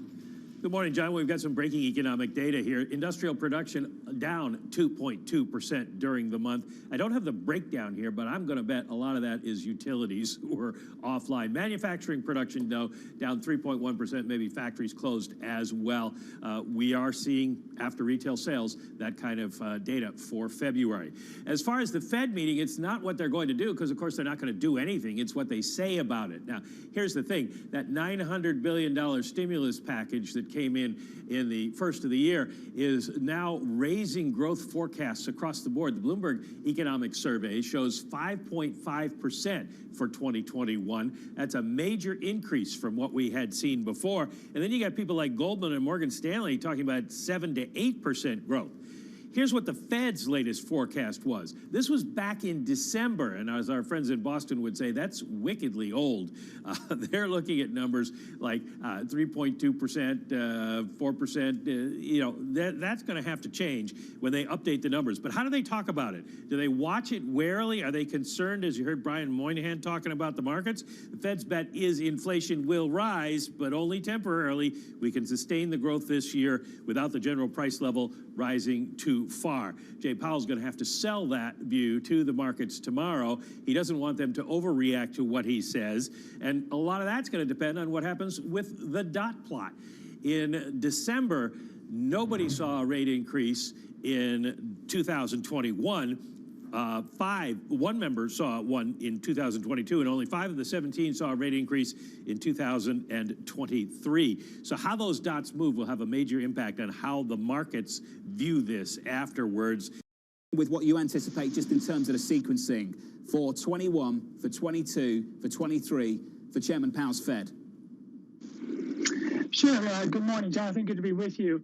And our view is that the Fed, if you had to look at it in these annual increments, 21 is the year of patience for the Fed. 22 will be the year of tapering for the Fed. And 23, we think, by the end of 23, second half, will be the year of tightening for the Fed. That's when we think they will finally start to raise short-term rates. But we don't foresee anything in 22, which is where you're actually starting to see Eurodollar futures price in. So the market's pricing a more aggressive Fed than we believe will take place. But we think they will be more aggressive than what their current summary of economic projections are telling you about the first rate hike. So, Tony, give me some more color there. What do you expect to see tomorrow in that summary of economic projections? So we think that you're going to see a pretty significant increase to their growth forecast, as much as over 2 percentage points into the 6.5 type of range. We think you'll see a decline in the unemployment rate by about 0.5%, maybe 0.6, and only a very marginal 0.1% increase in their inflation forecast. But we do think that the dot plots, as Mike was just talking about, where there's 5 governors looking at a 2023 initial rise in rates, we don't know that you'll get 4 to shift into the 2023, so therefore shifting the median, but we do think you'll get at least 2 or 3 and potentially a full 4. So we do think that the first rate hike is going to be pulled forward by the data coming out of the Fed. Let's think about what this means for markets. Real yields have been on the move. And Tony, I know you expect to move from negative 60, 70 basis points on a real yield somewhere closer to 0. Can you give me a time frame for where you're expecting that move to develop and how quickly?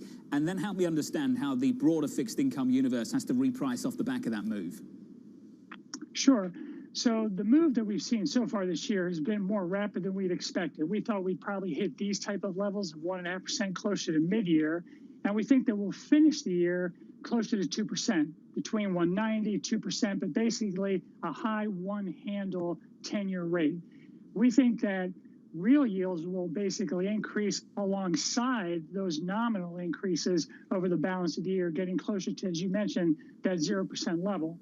And in the context of the broader fixed income markets, if that increase happens, as we expect, relatively steadily over the course of the year, as opposed to very quickly and sharply, and it's part of the kind of growth story, so financial conditions remain relatively well behaved, right. We think that is very supportive for spread sectors in the fixed income market. Tony, that final point is the crucial point. That's what really shapes the capital allocation of you and the team over at Nuveen. So most people would come on this program and say credit is priced for perfection. You think it's priced for reality. Why that distinction? And the distinction is because we see fundamentals improving pretty significantly. So when you look at, for example, say the deeper parts of the credit market like high yield leverage loans, we think default rates are going to be heading down towards very low single digits this year. When you look at leverage, gross leverage is very high, but net leverage is not at the levels that we saw back in the last 2 or 3 recessions. So companies borrowed a lot last year, but they kept a lot of cash on the balance sheet as well, given all the uncertainty around the pandemic. As we move through 2021 here, we're expecting as much as 20% EBITDA growth. So the interest coverage is very, comfortable for the high yield market. The leverage number is going to come down for the high yield market. So again, credit is well supported, and that's why we think valuations are clearly full, but they're priced to that reality of very solid fundamentals in 21 from our perspective. Priced for reality, not for perfection. The view of Tony Rodriguez and Nuveen. Tony, it's great to catch up, sir. Always good to see you. Thank you. Tony Rodriguez there. Coming up, the analyst action you need to know. That'll be next in our morning calls. Then later, strategists starting to look for pullbacks with headwinds building on the horizon. That conversation still ahead with Clear Harbour's Aaron Kennard and Keith Lerner of Truist. Looking forward to that conversation just around the corner. Equities look like this. 7 minutes out from the opening bell, your S&P 500 record highs and up 0.1%. From New York City this morning, this Tuesday morning. Good morning to you all. This is Bloomberg.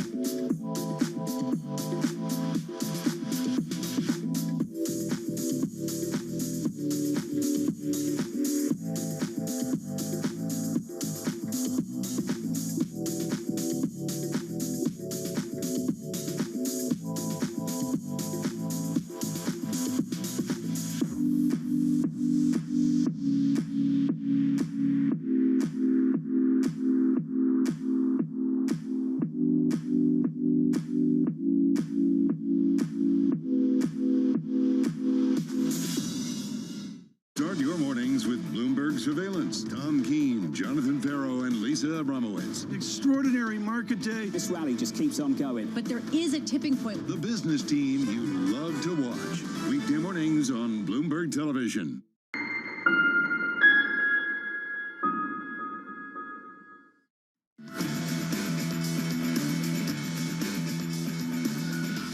Five minutes away from the opening bell in New York City. Your countdown continues. We're up 4 on the S&P 500. We advance a little more than 0.1%. Should we get you some morning calls? Let's do that. A look at some of the analyst recommendations on Wall Street this morning. We begin first up with the team over at BTIG upgrading Starbucks to a buy, a 130 price target. The analyst expecting new stimulus checks and a rapid reopening process to fuel a big 2Q earnings beat. That stock is up by almost 1.6% in early trading. Your second call from Citi downgrading Altria to neutral with a $46 price target. The analyst citing the company's outsized economic exposure to U.S. cigarette trends. That stock is down by 0.8%.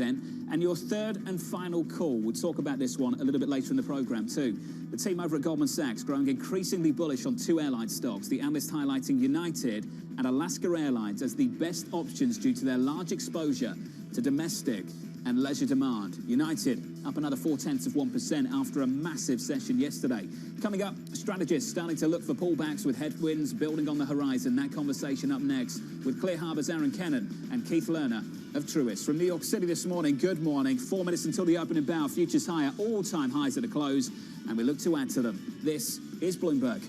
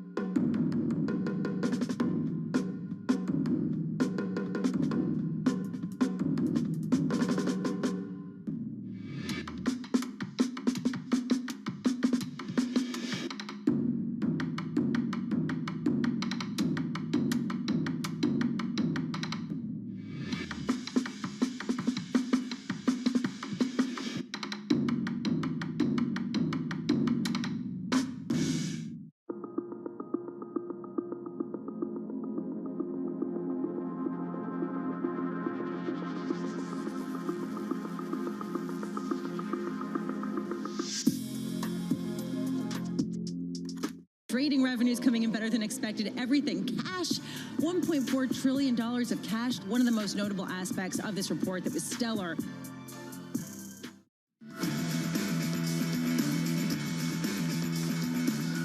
25 seconds away from the opening bell, all-time highs on the S&P 500, on the Russell, coming into Tuesday. Going into the opening bell this morning, futures up 5 on the S&P, up a little more than 1/10%. The Russell down a little more than 1/10%. And your relative outperformance, it comes from the Nasdaq. Nasdaq futures up 91, advancing 0.7%. There's the opening bell. Switch up the board into the bond market. Retail sales, downside surprise. Every single economist you speak to this morning will tell you, ignore that, get ready for the boom. March, April, May, when the base effects start kicking in. Yields in a basis point. The Fed decides tomorrow, a Chairman Powell news conference. Looking forward to the special on TV and radio with Tom Keene and Caroline Hyde. Your yield, 159.16. That special comes tomorrow. Your yield comes in a basis point. In the FX market, euro dollar 119.20 in 0.1%. A slightly weaker euro in the mix. And crude, 64 handle, $64.30. We come in by about 1.6%. That's the cross-asset story this Tuesday with your movers at the market desk. Here's Abby. John, let's start out with that area of outperformance that you were mentioning, or the NASDAQ, because that is what is climbing the most this morning. That, of course, is on big tech. If we take a look at Apple, the shares of Apple are up in a big way for a second day. This despite the news that Huawei will start demanding 5G royalties from some of the smartphone makers, and you can see that the entire Apple complex, or lots of chip makers, are higher. That's interesting, John, because that, of course, tells you that some investors, these are the growthier stocks, the stocks that have really run so much, that they're back in. They're buying this dip. They want in on these stocks that have been flying and may continue to fly, or at least are this morning. Not so much, though, GameStop. GameStop down for a second day. Yesterday falling sharply, but this makes sense considering that last week it was up 27% one day, up 41% another day. At this time last year, John, GameStop was a $4 stock. It's now a $200 stock. It's amazing what the retail trading and the gamma squeeze, the short squeeze, has really done for this Reddit stock. And you can see AMC Entertainment and Costcorp, the headphone company, going along for the ride. As for the reflation trade, let's check in quickly because we have some of the big oil names down in sympathy with oil. You were just showing oil down 1.8%. That's dragging on Exxon and Conoco. And with yields down just a little bit, the big banks are down for a second day. So we have a day, John, here where big tech is working, the reflation trade, energy and banks, not as much. Abigail, thank you. And just to build on that a little bit, the sector composition of the S&P 500, we advance 0.1% at the headline level. Energy and financials lagging, to Abby's point. Energy down by 1.9%, financials off by 0.6%, information technology advancing by 0.7%. So let's reset. Massive move in small caps over the last 6 months. Massive move in energy, massive move in financials. And have we got to the point where we've started to see capitulation around the year ahead? Every single morning, just more forecasts coming through. Bigger and higher forecasts for GDP, bigger and higher forecasts for 10-year Treasury yields. When do you start to lean the other way? Lean against the crowd. Lean out of this story around the small caps, etc. We caught up with Morgan Stanley's Mike Wilson just about 30 minutes ago. This is what he had to say. In a recovery period, you get all the, the returns are front-end loaded. As the market anticipates, things are going to get better, right? So things were terrible last year, but the markets did great because they knew that this year was going to be better. Well, now that we're here, it's digesting that. And one of the big changes that typically happens as you get to this stage is, revisions come up, and then rates go up, and that means valuations come down. Once again, it doesn't have to be the end of the bull market, but the wind is no longer at your back in terms of valuation. So we haven't seen peak growth yet, but have we seen peak growth expectations? Deutsche Bank's Binky Chadha expecting those front-loaded returns to trigger a significant market consolidation. He writes the following: we expect a pullback of 5 to 10% with growth peaking in Q2 at a high level. The more front-loaded the impact of the stimulus, the sharper the peak in growth, and the closer this peak in macro growth is to warmer weather and a return to the office, the larger we expect the pullback to be. And just to be clear here, Binky Chadha is still bullish on the index going into year end. This is just the view going into Q2. More on that is Kaylee. Stanley, because since Mike Wilson and the team at Morgan Stanley upgraded the small caps back in April, the Russell 2000 has nearly doubled. That has brought valuations to more extended levels. Right now, the S&P 500, S&P small cap 600 is trading at a forward PE multiple of about 22.7. That is a higher multiple than the comparable mid cap and large cap indices. And just to reiterate how large caps have lagged as of late, on a year-to-date basis, the market-weighted S&P 500 is up around 5.7%. 1%. Declines in heavyweights like Apple and Amazon have created a drag on the broader index. On the other hand, the equal weight index, in which those two stocks are no more important than any others, is up by more than 11%. And the reverse cap weighted index, which flips the weightings of the benchmark to provide exposure to the smaller end of the large cap market, has surged a whopping 16.4%. Of course, the regular old market weighted S&P 500 is at a fresh record this morning, John. It is now north of 39.70, more than 20 points above what was Deutsche Bank's year-on target for the index. Big shot and the team there capitulating, raising their target now to 4,100 and lifting their earnings estimates as well, and has a better view for Europe too. Deutsche Bank now expecting 59% earnings growth for the stock 600. But as for the path there, how we get to those levels could be a bit of peaks and valleys, John. While Deutsche Bank expect equities to continue to run up in the near term, in the second quarter, a potential pullback, as you said, John. That's the story going forward. Kaylee, thank you. Thank you very much. Let's bring in the panel. Keith Lerner of Truist and Clear Harbour's Aaron Kennan joins us as well. Keith, let's just start on that question. Why you think this can continue? Why you wouldn't lean the other way? I think, first of all, it's great to be with you, Jonathan. I think it's about time frame, right? Our big call coming into this year is that we were moving into the next phase of the bull market. And that phase means still positive returns, but a choppier market. And we also want to focus on the big trend, right? Right now in this bull market, the fastest start to a bull market in history, we're up about 75%. The average bull market returns about 180%, and it is over about 4 or 5 years. So from our perspective, as long as the economy is moving forward and stocks rise about 85% of the time when the economy is moving forward, that the relative game is still with stocks. But we certainly think we're moving to a choppier phase of this bull market, very consistent with what happened coming out of the 1982 bull market or the 2009 bull market as well. Aaron, do you think that historical parallels are useful in this environment, in this unique shock? They're helpful, but, we have a very different scenario playing out right now where for the first time in a long, long time, really for perhaps decades, the fiscal side of the U.S. docket is driving the growth story and the inflation story. We had the Fed at play. They were in the front seat for many years post-Great Recession of 08-09, and they kept rates down towards zero, but they did not import inflation. In fact, one could argue they imported deflation. Well, that's changing.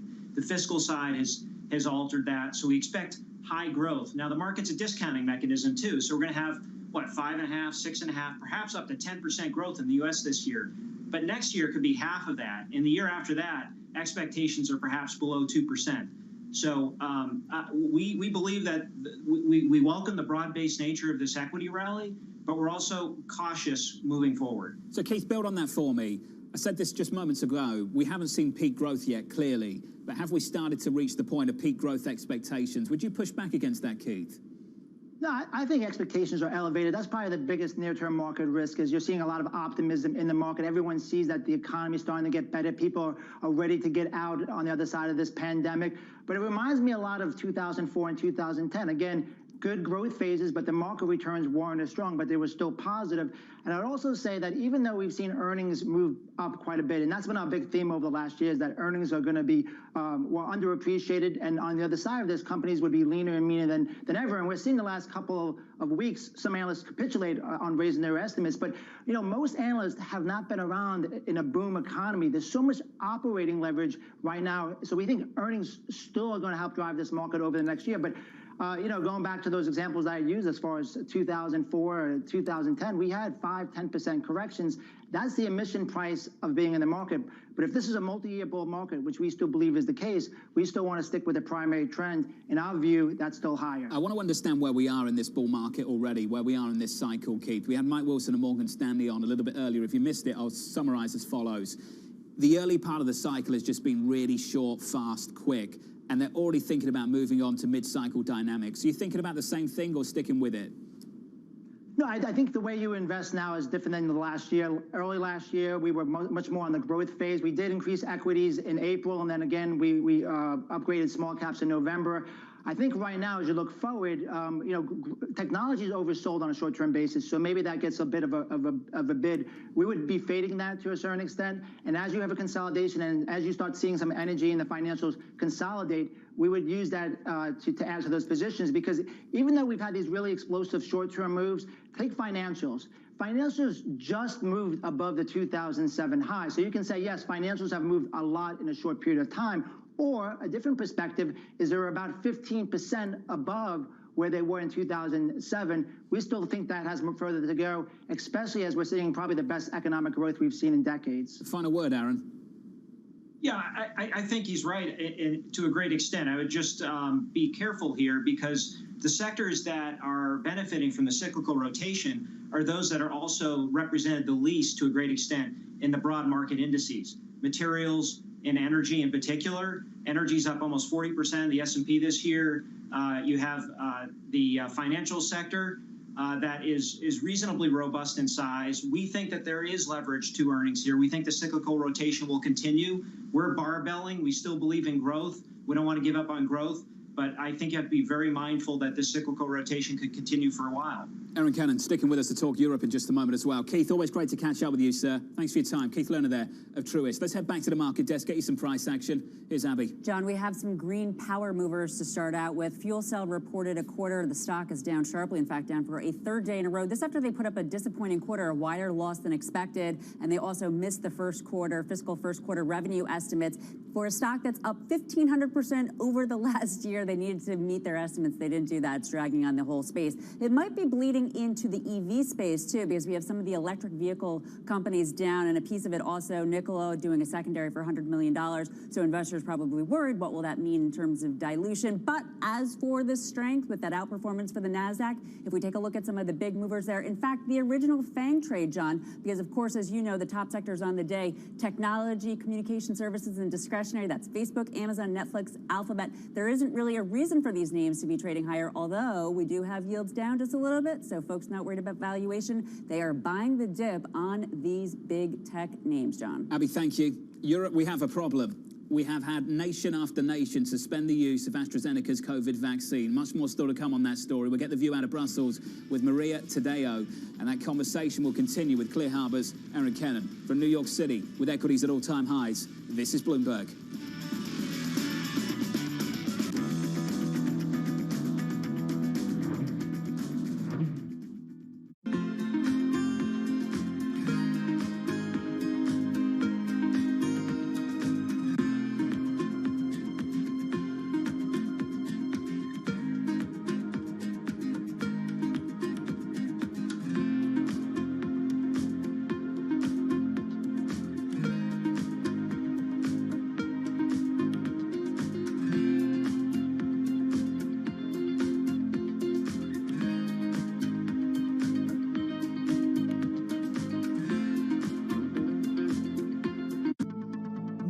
Of the world's trade travels by sea. At any given time, around 5,000 ships are on the ocean carrying containers. Without them, the global economy would collapse. Many of those containers pass through here. Singapore, the world's second largest port. The industry accounts for 7% of the country's GDP. But the industry is under pressure. The uneven recovery from the pandemic is creating a shortage of containers where they're needed most and driving bottlenecks at major ports. It sent freight prices soaring. Since the beginning of COVID-19, these are levels of shipments that we've never seen before. Chinese New Year marks a seasonal turn for freighters when rates are renegotiated for the next year. Companies must choose whether to swallow the financial hit or pass on the cost. It's a decision that could bring new headwinds for the global economic recovery. Bloomberg has enhanced search on the terminal to deliver what you need when you need it. Now, you can simply type phrases in everyday English in the command line. Compare financials. Find people. Analyze markets. You can enter phrases or ask questions. What do you want to know today? Ask a question or visit SearchGo to find answers now.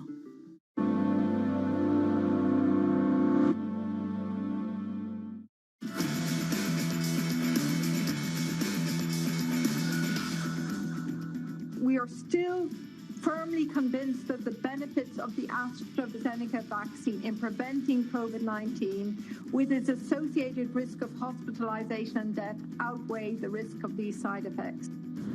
Regulators backing AstraZeneca's vaccine following its suspension by a growing number of European nations. For more, let's turn to Maria Tadeo out of Brussels. Morning, Maria. Well, Jonathan, you heard it very clear. The message from the head of the European Medicines Agency, that's the equivalent of the FDA in Europe, was very clear at this point, at this hour, given how rampant coronavirus still is in the continent. The benefits of the AstraZeneca vaccine would outweigh the risks from any potential blood clots or anything related to that sort. It's a very clear message. It contradicts what was said yesterday by a number of governments who still claim they're very concerned about it. And again, you know, we're going to have to wait until Thursday for a final decision on that. But the thing is, and this is really the core of the matter at this point, Jonathan, is that even if we get a positive review from the EMA come Thursday, the reputational damage to this vaccine from AstraZeneca is already very big. Every week there's something that goes wrong when it comes to AstraZeneca. Of course, now is concerns that it may lead to blood clots that could be dangerous to people's health. And that is reflecting already in some of the anecdotal evidence that we've seen across Europe, in which the take-up of AstraZeneca compared to other vaccines in the European Union is lower. And that is a huge problem when you still have a huge number of infections and still that distribution that is very problematic. So you've seen here that this is a big PR problem for AstraZeneca, a lot of miscommunication when it comes to the regulator, but also the governments here. And it's just doesn't look good for a rollout that's already been very complicated by a number of issues. This is the story in Europe right now. I can't overemphasize enough. This is the lead every single morning when the team wakes up in London, in Brussels, and across the continent as well. Maria, just how reliant are they on this one particular vaccine across Europe? Well, look, that's a good point, because we've asked ourselves, if AstraZeneca is suspended, and you do have the four big countries, Spain, Germany, Italy, and France, suspending this in what now seems a very clear coordinated move yesterday. But you have to factor here that the situation in Europe is different to the UK. The lead vaccine here is still very much the Pfizer-BioNTech. And today the Commission said they have another 10 million doses and would take that to a total of 202Q. So that is, you know, you have to factor that. This is not just an AstraZeneca story, and we do have another number of vaccines in that portfolio. But the problem here is the reputational damage. Really, I can't stress that enough. When you tell the public that there may be issues with a vaccine, a public that is already unconvinced and it's also angry because they're seeing other countries do things much quicker, this is clearly a big political communications problem. And it's hard to see how they solve this, given the amount of doubts that are already doing the rounds in Europe as to whether or not a vaccine that, I want to stress, the regulator has said 3 times in a week is safe. The benefits would outstrip the risks emanating from that vaccine. So again, it's a messy situation happening here. Maria, great to catch up. Good to see you. A busy one for Maria Tadeo over in Brussels today and over the last several months, that's for sure. In the market, I think the most important question is, okay, we understand this story. You can see that transatlantic divergence. Is it fully priced?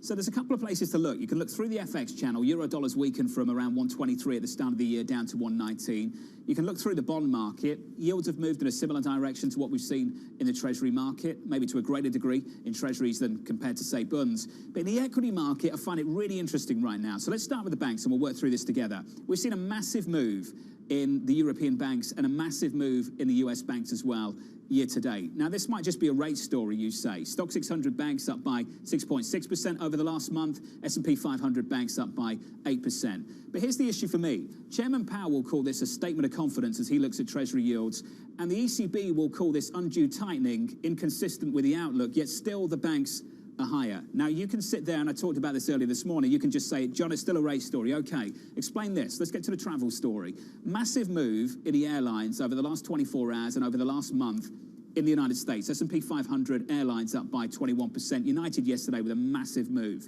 Travel and leisure stocks in Europe, record highs and up 12% over the last month. Yet the outlook is different, the vaccine rollout is different, yet it seems to all be the same trade. I want to finish on this point with Clear Harbour's Aaron Kennan. Aaron, when we look at the situation, we can see it real time, transatlantic divergence. The vaccine rollout in the US, much better than the rollout in Europe. The willingness to allow yields to run up in the US, very different to what we've seen in Europe because the outlook is so different as well. What do you make of a market that seems to be trading on just one singular story when you and I can identify with ease clear dispersion? Yes, John. I think it's sort of like a mile race. You get off the blocks and one of the runners trips up and the other one doesn't. And I think that's where we are right here. In the United States, we certainly have been rolling out the vaccine in a very effective way. And and that's wonderful. And in Europe, they're off on the blocks, tripping up a bit. I think the market is looking past the next month or so. They expect Europe to sort of figure that out. But I will say, you know, when you think about growth in Europe and you think about the ability to sort of reflate that economy there and to induce consumers to consume, the fiscal tools are not there at the moment. It seems like the monetary policy tools, the blunt tools, are still in the driver's seat. We think that that has rather significant repercussions for further divergence in U.S. Eurozone growth going forward. How would you express that divergence when it has just been one trade so far, at least over the last month and year to date? Well, I think the market participants are bidding up assets, but when you actually look at retail sales, when you look at some of the growth data points, I mean, certainly the United States is well ahead of the Eurozone. And so, you know, we think of it in that sort of way. But yes. Final question to you, Aaron, on this. I've spent the whole morning, the last 3-4 hours, talking about everything going right. And I think we need to finish the conversation by just having a ponder, a think about what happens when things go wrong. Where is the uncorrelated asset? There was a moment where I was hearing about Chinese fixed income a whole lot more. I'll tell you what I didn't hear about, and that was gold. Aaron, where do you find that uncorrelated asset, maybe that negative correlation, so to speak, against risk assets right now? Where does it come from? That's a great question. It's kept me up late at night recently, pondering that. Sort of what are the anti-fragile assets? What are the assets that, you know, serve as that proverbial airbag in a risk-on environment where there seems to be significant euphoria and hope that this equity rally continues? Gold has been a tough trade year to date. Last year is up over 25%. This year it's down, I think, double digits as of this morning. We do think that gold may be bottoming here. I mean, if you look at the currency-based fixed income market, I mean, certainly the renminbi, the Chinese currency, is strong. We expect that to remain so.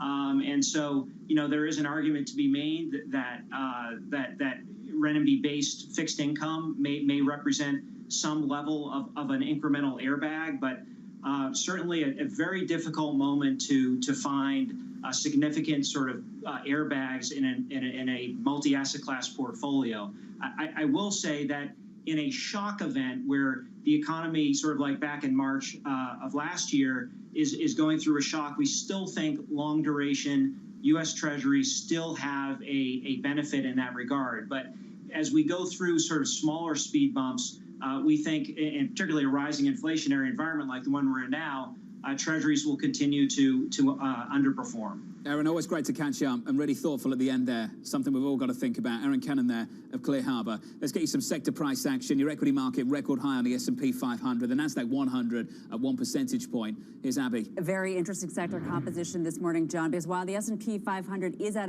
that all-time high, up just 0.2% beneath the surface, we have a few sectors that are moving in a big way. And it's also interesting because up top we have technology and communication services. So growth and momentum leading up more than 1%, your Apples, your chips, your Amazons, and Facebooks and Googles. On bottom, the reflationary trade, energy and financials, not doing so well. This is the case actually over the last 2 days. It's a very clear divide that you have tech, stay-at-home, growth momentum up top, and again, on bottom, you have that S&P 500 financials and energy. But of course, as you know, in the year, John, it's a different picture. You have that reflation trade in the year, in the lead, I should say. So today, just a little bit of a pause. Abby, thank you. Coming up, Chairman Powell just around the corner. The market-moving events you need to be watching. That'll be next in our trading diary. From New York City this morning, good morning. Equities pushing higher. This is Bloomberg.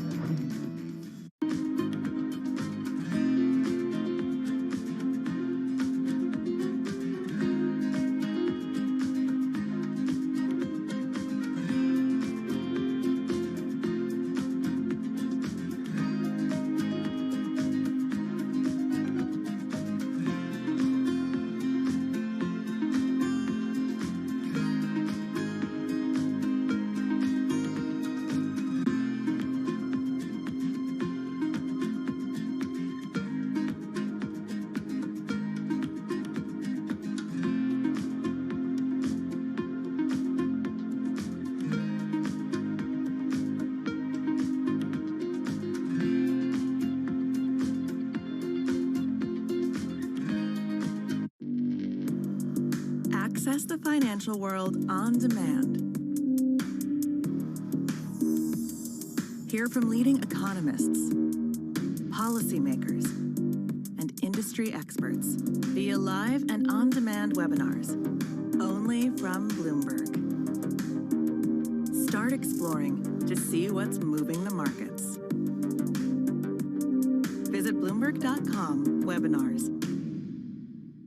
I have asked the Securities and Futures Commission and the Hong Kong EX to work together to explore the viability of our own Hong Kong version of SPACs. We remain very confident on the competitiveness of the Hong Kong stock market.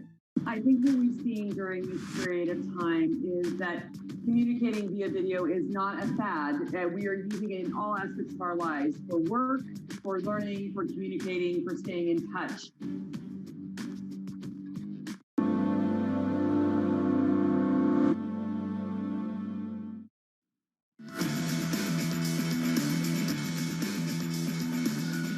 Tech leading this morning. Good morning to you all. All-time highs on the S&P 500. The Nasdaq up 0.6%. The Nasdaq 100 up about 1 full percentage point. The Treasury market stable. That's the key ingredient here. Yields come in a couple of basis points. We're south of 160 on a 10-year maturity at 159. Let's get you the trading diary. What you need to be watching through the rest of this week. President Biden continuing to promote his stimulus package with stops in Pennsylvania and Delaware. A Fed rate decision and Chairman Powell news conference tomorrow. That's key. Full coverage on here on TV and radio. Then it's the Bank of England's turn on Thursday, and we round out the week with the Bank of Japan on Friday too.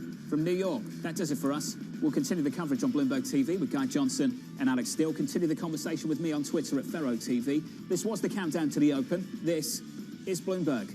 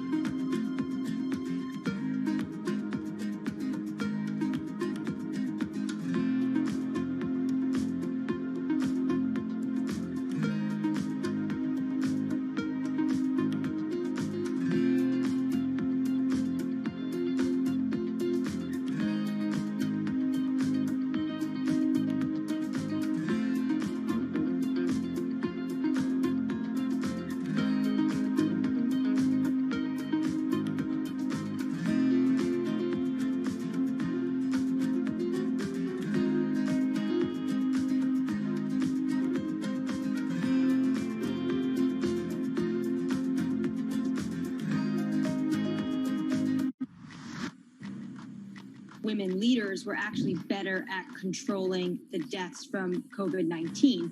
Do you think out of this pandemic, we'll see more countries be willing to elect female leaders? When we look at women leaders, we tend to project on them baggage that they shouldn't bear. Women are given an opportunity when no one else wants to do the job. Women had a very clear objective. They wanted to save lives. The women leaders, if you look at their careers, have also built up a level of trust. In fact, women have to be better at communication in order to be elected as leaders, whereas this doesn't hold true for men. We need to get those sexist stereotypes out of our head and give women a fair run for leadership. Trying to change the stereotypes about women is not only the business of women, but men have to be part of it. Our generation's biggest problem. Climate change is happening.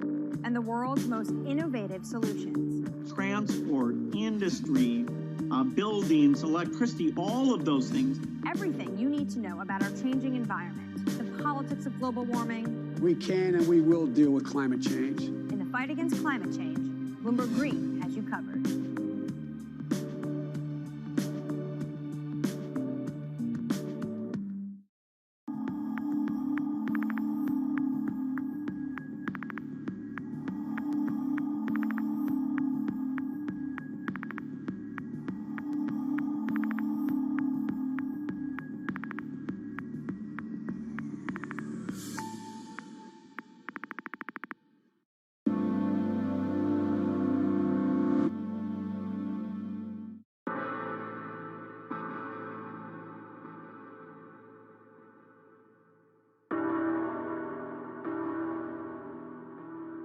Months after Hurricane Maria, Puerto Rico is still in peril.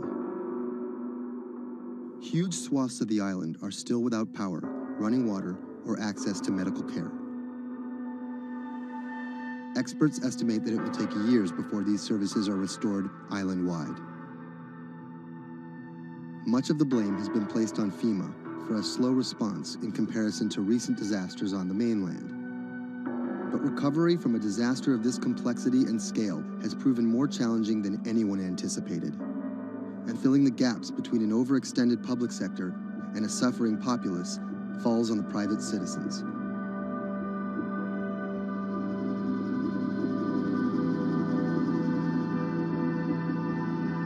Robert Anderson is a Puerto Rico resident of 4 years. The eye of the storm came in south of El Yunque, swept up towards San Juan, and out to Arecibo. Everything on the right-hand side is what we call the dirty side of the storm. This isn't his first time in a disaster zone. With a military and telecom background, Anderson worked on repairing damaged cell phone towers in New Orleans after Hurricane Katrina. Some might be tempted to label him a disaster capitalist, seeking lucrative government contracts for his expertise. But as Anderson finds himself in the middle of a humanitarian crisis, he and his associates are developing a variety of pro bono recovery projects that target the island's hardest hit areas. I see two Puerto Ricos. We're here in San Juan. They have telecommunications restored. They may or may not have power, but basic services are in place. They're able to get food. They're able to buy things. They're surviving.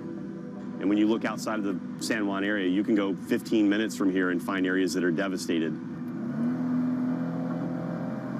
I'm working on the devastated side. Today, he's put together a boots-on-the-ground mission to provide medical care to some of the island's most isolated and vulnerable residents. Steve Berenbaum is one of Anderson's business associates. He offered an extra car and a set of hands. So we received an initial report from a nurse that was out in the area. We're headed to the northeast region of Utuado for some people that are in need of urgent medical assistance. Dr. Sally Priester is a physician from San Juan. She filled a van with medical supplies at her own expense and brought along a team of nurses. Google Maps estimated our first destination to be a 90-minute drive. But it didn't account for obstacles like this.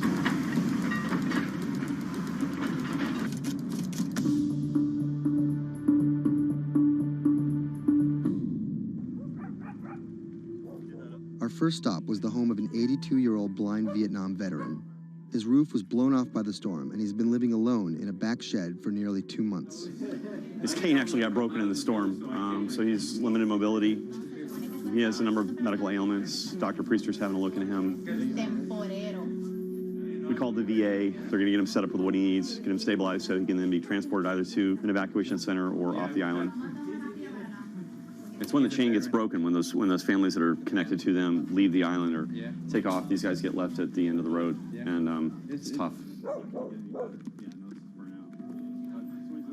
FEMA was not officially part of Robert's team, and their arrival caught everyone by surprise. Their job here was to survey and report back to their superiors, and did not come with medical aid of any kind. People think that FEMA is there to hand out bottles of water. It's not what they do. FEMA has a role to play. They have a very specific role.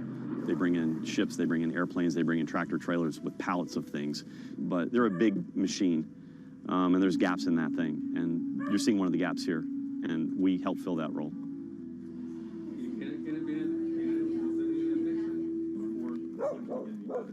These guys are in a bad situation before, and now they're struggling for real basic things. One of the risks that you run is people going from fear to hopelessness. Those are the folks that we're trying to reach. And how are they reached? How are they even found? Word of mouth, mostly. And what's your role in all of this? Ghost in the machine. I'm lucky enough to be able to communicate with folks in FEMA, the state of Puerto Rico. For a ghost, Robert makes his presence well known. Not only was he the de facto leader of the mission, now with FEMA in tow, he created his own maps to survey storm damage. So we're right here. And delivered them to FEMA HQ free of charge. I have pretty good reach. Perhaps that's how he managed to earn himself a coveted FEMA badge without actually working for them. And it's these relationships that allow him to operate more efficiently than an NGO or a government agency. We're able to resolve problems at a different level. Our next stop was on a mountaintop, a family of 11 struggling to care for their special needs brother in what was left of their house. Probably we are the first health team to come and visit this family. Muy bien, todo muy bien. The patient has Down syndrome. He is all day in bed. The difficulty with this is the patient cannot be alone. The most important thing is that you need to take care of the chronic disease besides disability, because they have been not going to a doctor, and no doctor has come in here yet. So we need a refill of this medication. After maybe 54 days, it's not getting better. And the only way that you can be able to see that is coming to the ground, drive, and see the people and talk to the people. You can see San Juan from here, but you can't get there. It's like the Emerald City.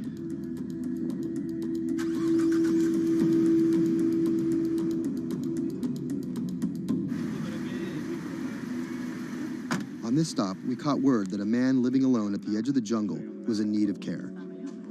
So we decided to take a little detour, come up here and check out and see what's going on. One of the challenges is to find those people that are at the end of these roads that need help.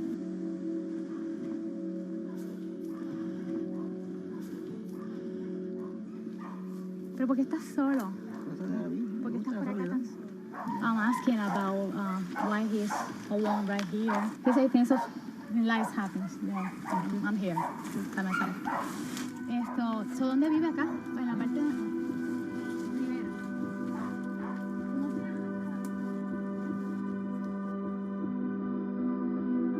This is not a job. To do this, you need to have passion for what you can do. You're not going to get paid. It's said in disaster response and emergency response that the real first responders are your neighbors. You don't need to wait for a lucrative FEMA contract to go out and do good and to help the community. In the end, do you feel like you're making a difference? Lives you touch and people that you can affect. I don't really think about it in those terms. But why do you do it? It helps me sleep at night. I think it's as much for the people that are going out to help and do things as it is for the people that you affect. Whether out of altruism, or the lure of a paid gig, or some mixture of the two, Anderson hopes to stay here to help shape Puerto Rico's future. Puerto Rico's essentially been a colony for 400 years. It was treated poorly by the Spanish. It was not treated well by the United States when they first got here. Puerto Rico can continue in the way that it's always been, or Puerto Rico can rebuild itself like nothing that's ever been. And we have to do everything we can to make that real. That's the bottom line.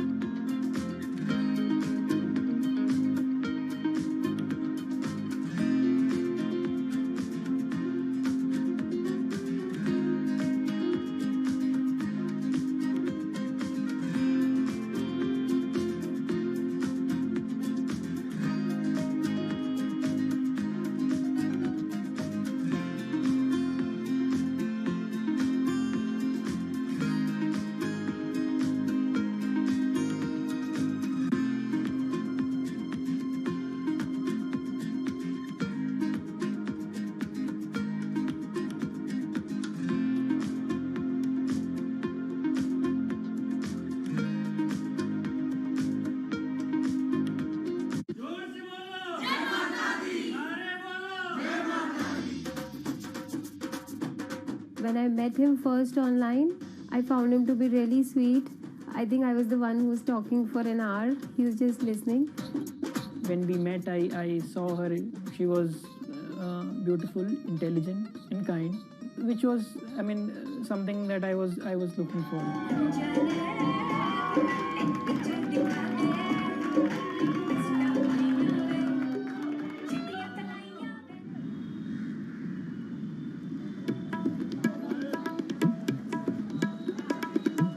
Anshu and Sumit are one of about 12 million couples that get married in India every year.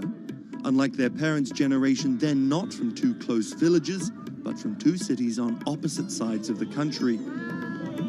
And their love didn't start through community matchmaking, marriage brokers, or classified ads in newspapers, but began online.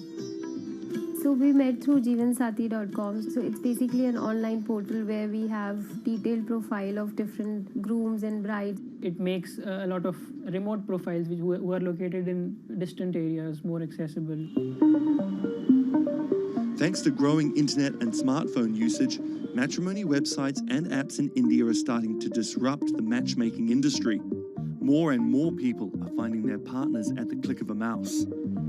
jeevansati.com, where Anshu and Sumit met, is one of the biggest players.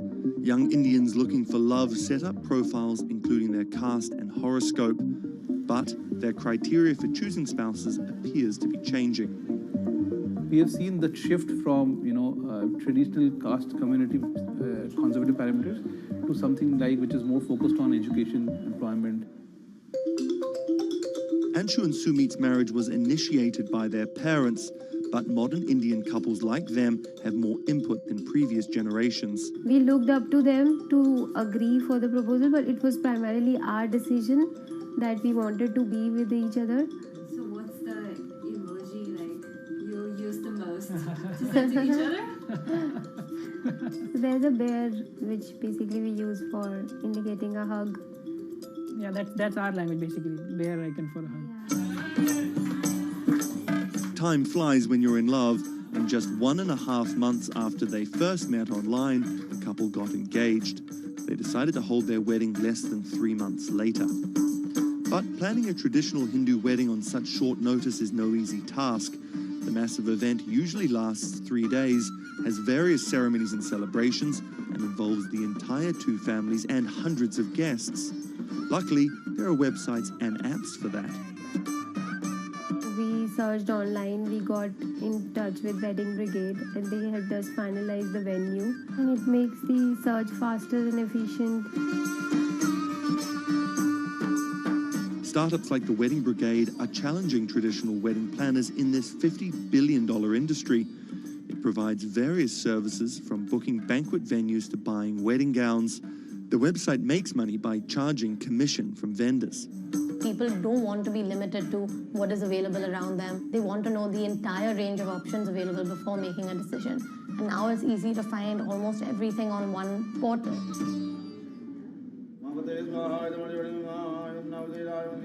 Anshu and Sumit are officially married in a ritual that has gone on for thousands of years, but their love started in a very new way. Technologies might be changing the way couples meet, date, and get married in India, but they're definitely not changing everything. The technology was only the first level help that we could get to find each other. Everything else was like very humanly and emotions and feelings based.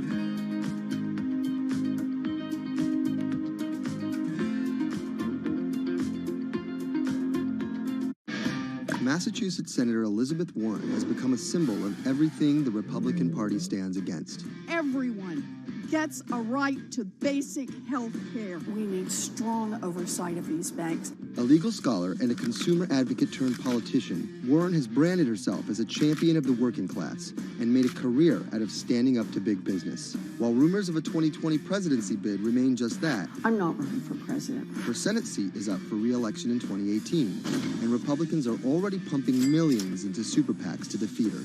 This is the story of how a law professor and politician came to be seen as the biggest threat to Republican values and the greatest hope for progressive America. Elizabeth Warren was born Elizabeth Ann Herron, the youngest of 3 siblings, on June 22, 1949, in Oklahoma City to middle-class parents. After waiting tables to help her family pay the bills, Warren became a star on the high school debate team. She landed a scholarship to George Washington University at the age of 16, but 2 years later dropped out to marry her high school sweetheart, Jim Warren. By 1980, Warren was a mother of 2, divorced and remarried, had earned a bachelor's degree from the University of Houston, a juris degree from Rutgers, and practicing law in New Jersey. Warren then went on to become an influential law professor, teaching, lecturing, and publishing highly cited work on bankruptcy and commercial law at 7 universities around the country, eventually settling at Harvard Law School. But Warren wasn't always a liberal lion. Elizabeth Warren used to be a Republican, actually. That's Stephen Dennis. I'm a Senate reporter for Bloomberg. Around the time that Elizabeth Warren switched parties, she became a fierce opponent of a Republican drive to make it much harder to file for bankruptcy. She fought that for a decade. It ended up passing anyways. While her efforts ultimately failed, her warning calls were heard in 2008.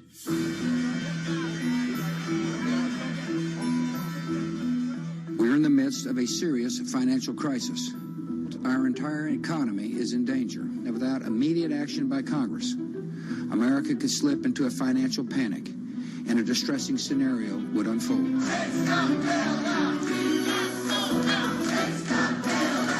Professor Warren was tapped to help with oversight in the government bailout. She would excoriate bankers and their bonuses and their practices. Why should the U.S. taxpayer alone carry Citi? She proposed a series of tough regulations, which became the basis for much of the Dodd-Frank financial law that we have today. That sort of catapulted her to national stardom, particularly among the progressive left.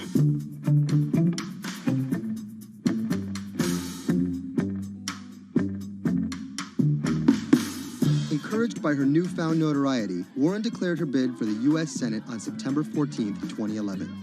During the race, her opponent Scott Brown tried to derail Warren by accusing her of falsely claiming Native American heritage, a controversy that earned her the nickname Pocahontas. Nevertheless, she was victorious and won the Senate seat by a comfortable margin. She used her new tenure to challenge everyone, from banking regulators and Treasury officials to members of Wall Street and Congress. I'm really concerned that too big to fail has become too big for trial. We need tough new laws to hold corporate executives personally accountable. No one should be above the law. She called for Wells Fargo CEO John Stump to resign for fraud, introduced the Bank on Student Loans Fairness Act, and reintroduced the 21st Century Glass-Steagall Act. In 2016, after staying silent during the Democratic primary battle, Warren finally endorsed Hillary Clinton and had some harsh words for candidate Trump. Donald Trump is a loud, nasty, thin-skinned fraud who has never risked anything for anyone, and that is just one of the many reasons he will never be president of the United States. But she was wrong. The forgotten men and women of our country will be forgotten no longer. Warren wasted no time resisting Trump's agenda. Have you ever managed or overseen a $1 trillion loan program? I have not. How about a $1 billion loan program? I have not. In the Donald Trump era, Elizabeth Warren has been playing defense and trying to prevent Donald Trump and his cabinet appointees from rolling back protections that she helped enact. Warren actually found herself rebuked by Mitch McConnell for reading a letter by Coretta Scott King about Jeff Sessions' record on racism during his confirmation. She was warned. She was given an explanation. Nevertheless, she persisted. That moment became something that's on T-shirts, bumper stickers, slogans, and that really galvanized a lot of support for her. It's been very hard for Republicans to get much of anything done this year, and that's at least in part to this resistance movement that Elizabeth Warren has helped champion. We are here to fight back. Enough of Elizabeth Warren. Like you. Millions of dollars are being funneled to defeat Warren in the midterm elections in 2018. But it's the rumors of a 2020 presidential bid that has further prompted powerful donors to fund her opposition, often using the same playbook of constant and ruthless ad campaigns that many believe helped Trump win in 2016. It's anyone's guess if she will endure what Hillary could not.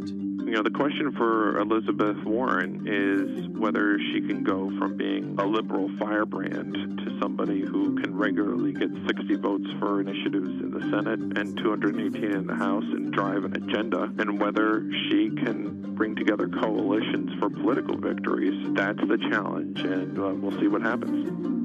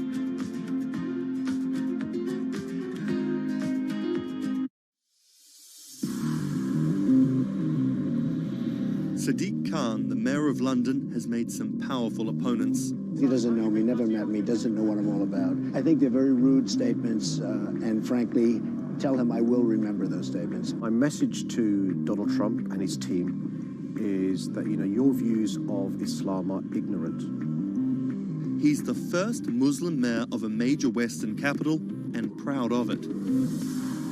This is how Sadiq Khan went from the son of Pakistani immigrants to a lawyer, lawmaker, and now the mayor of London. Khan's parents emigrated from Pakistan. His father was a bus driver, his mother a stay-at-home seamstress. The 10-strong Khan family squeezed into a 3-bedroom flat in South London. He wanted to be a dentist, but TV in the 1980s convinced him otherwise. Objection! LA law with its swagger and ill-fitting suits caught Khan's eye. He graduated in 1991 with a degree in law from North London University and joined a human rights firm. Khan worked a number of high-profile cases, often clashing with London's Metropolitan Police Force. But he had bigger political ambitions.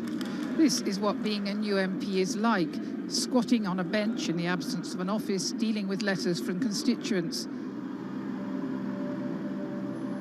Reports are just coming in of an explosion here in London. And there's just explosions, and then it was just smoke everywhere. Everyone's just asking what's happened. Only 2 months after Khan entered the Commons as a Member of Parliament, London was attacked by Islamist extremists. That day will stay with me for the rest of my life. He spoke out against the attacks both as a London MP and as a Muslim.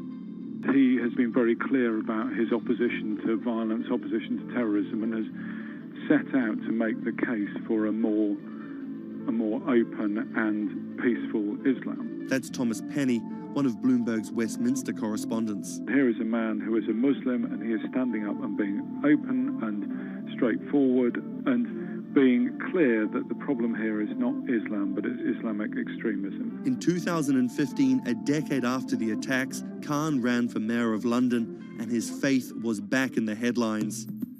His opponent, Zach Goldsmith, trying to link Khan to radical Islam. The debate got again personal and nasty. The Goldsmith camp has called Khan extreme and accused him of associating with, quote, those who seek to do our police and capital harm. It's a pattern of behaviour. Even the former Prime Minister David Cameron repeated the allegations. He shared a platform with Sajil Shahid, the man who trained the ringleader of the 7/7 attacks and accused the United States of bringing 9/11 on themselves.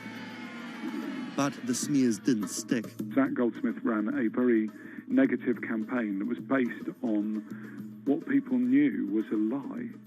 This election was not without controversy. And I'm so proud that London has today chosen hope over fear and unity over division. After taking the mayor's office with a comfortable majority, Khan has brought a business-like efficiency to the role, scrapping expensive vanity projects like the Garden Bridge and the new Routemaster buses, which cost £350,000 each.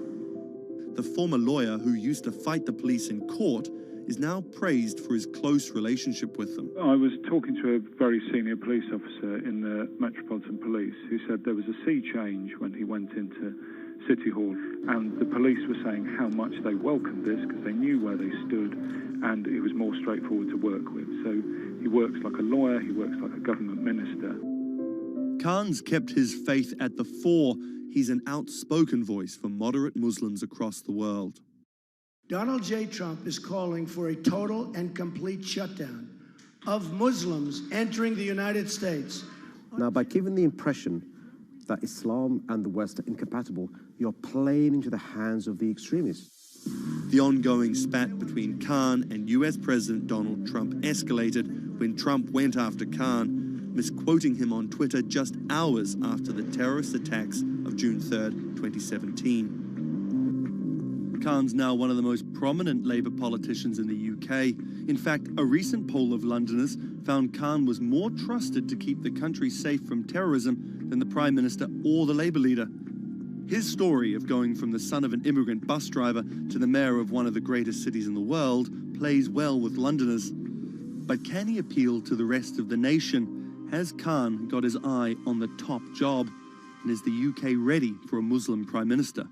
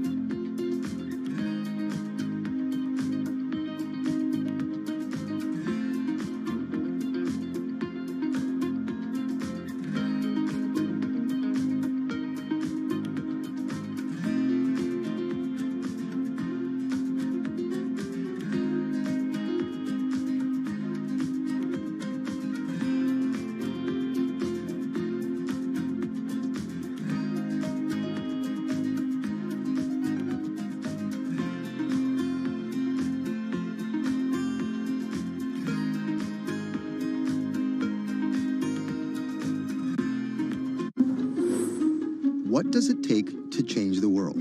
A big army? A cure to a pandemic? A revolution? All of these take either a lot of people, thousands of hours, or massive amounts of space. But for Julian Assange, all he needs is one room, an internet connection, and the world will listen. Assange is located here, and more specifically, right here. And from that location, he's posted government secrets, classified documents, and leaked emails from some of the world's most powerful people.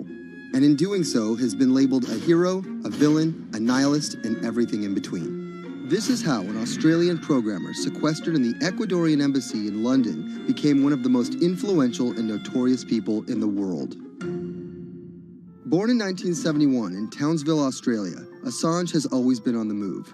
Living in over 30 homes by the time he was in his mid-teens, Assange, along with his mother and half-brother, finally settled down in Melbourne. His introduction to hacking started at 16 when he was given a Commodore 64, which he attached to a modem. He attended the University of Melbourne, where he studied programming, physics, and mathematics. He never graduated, but that doesn't mean he didn't get an education.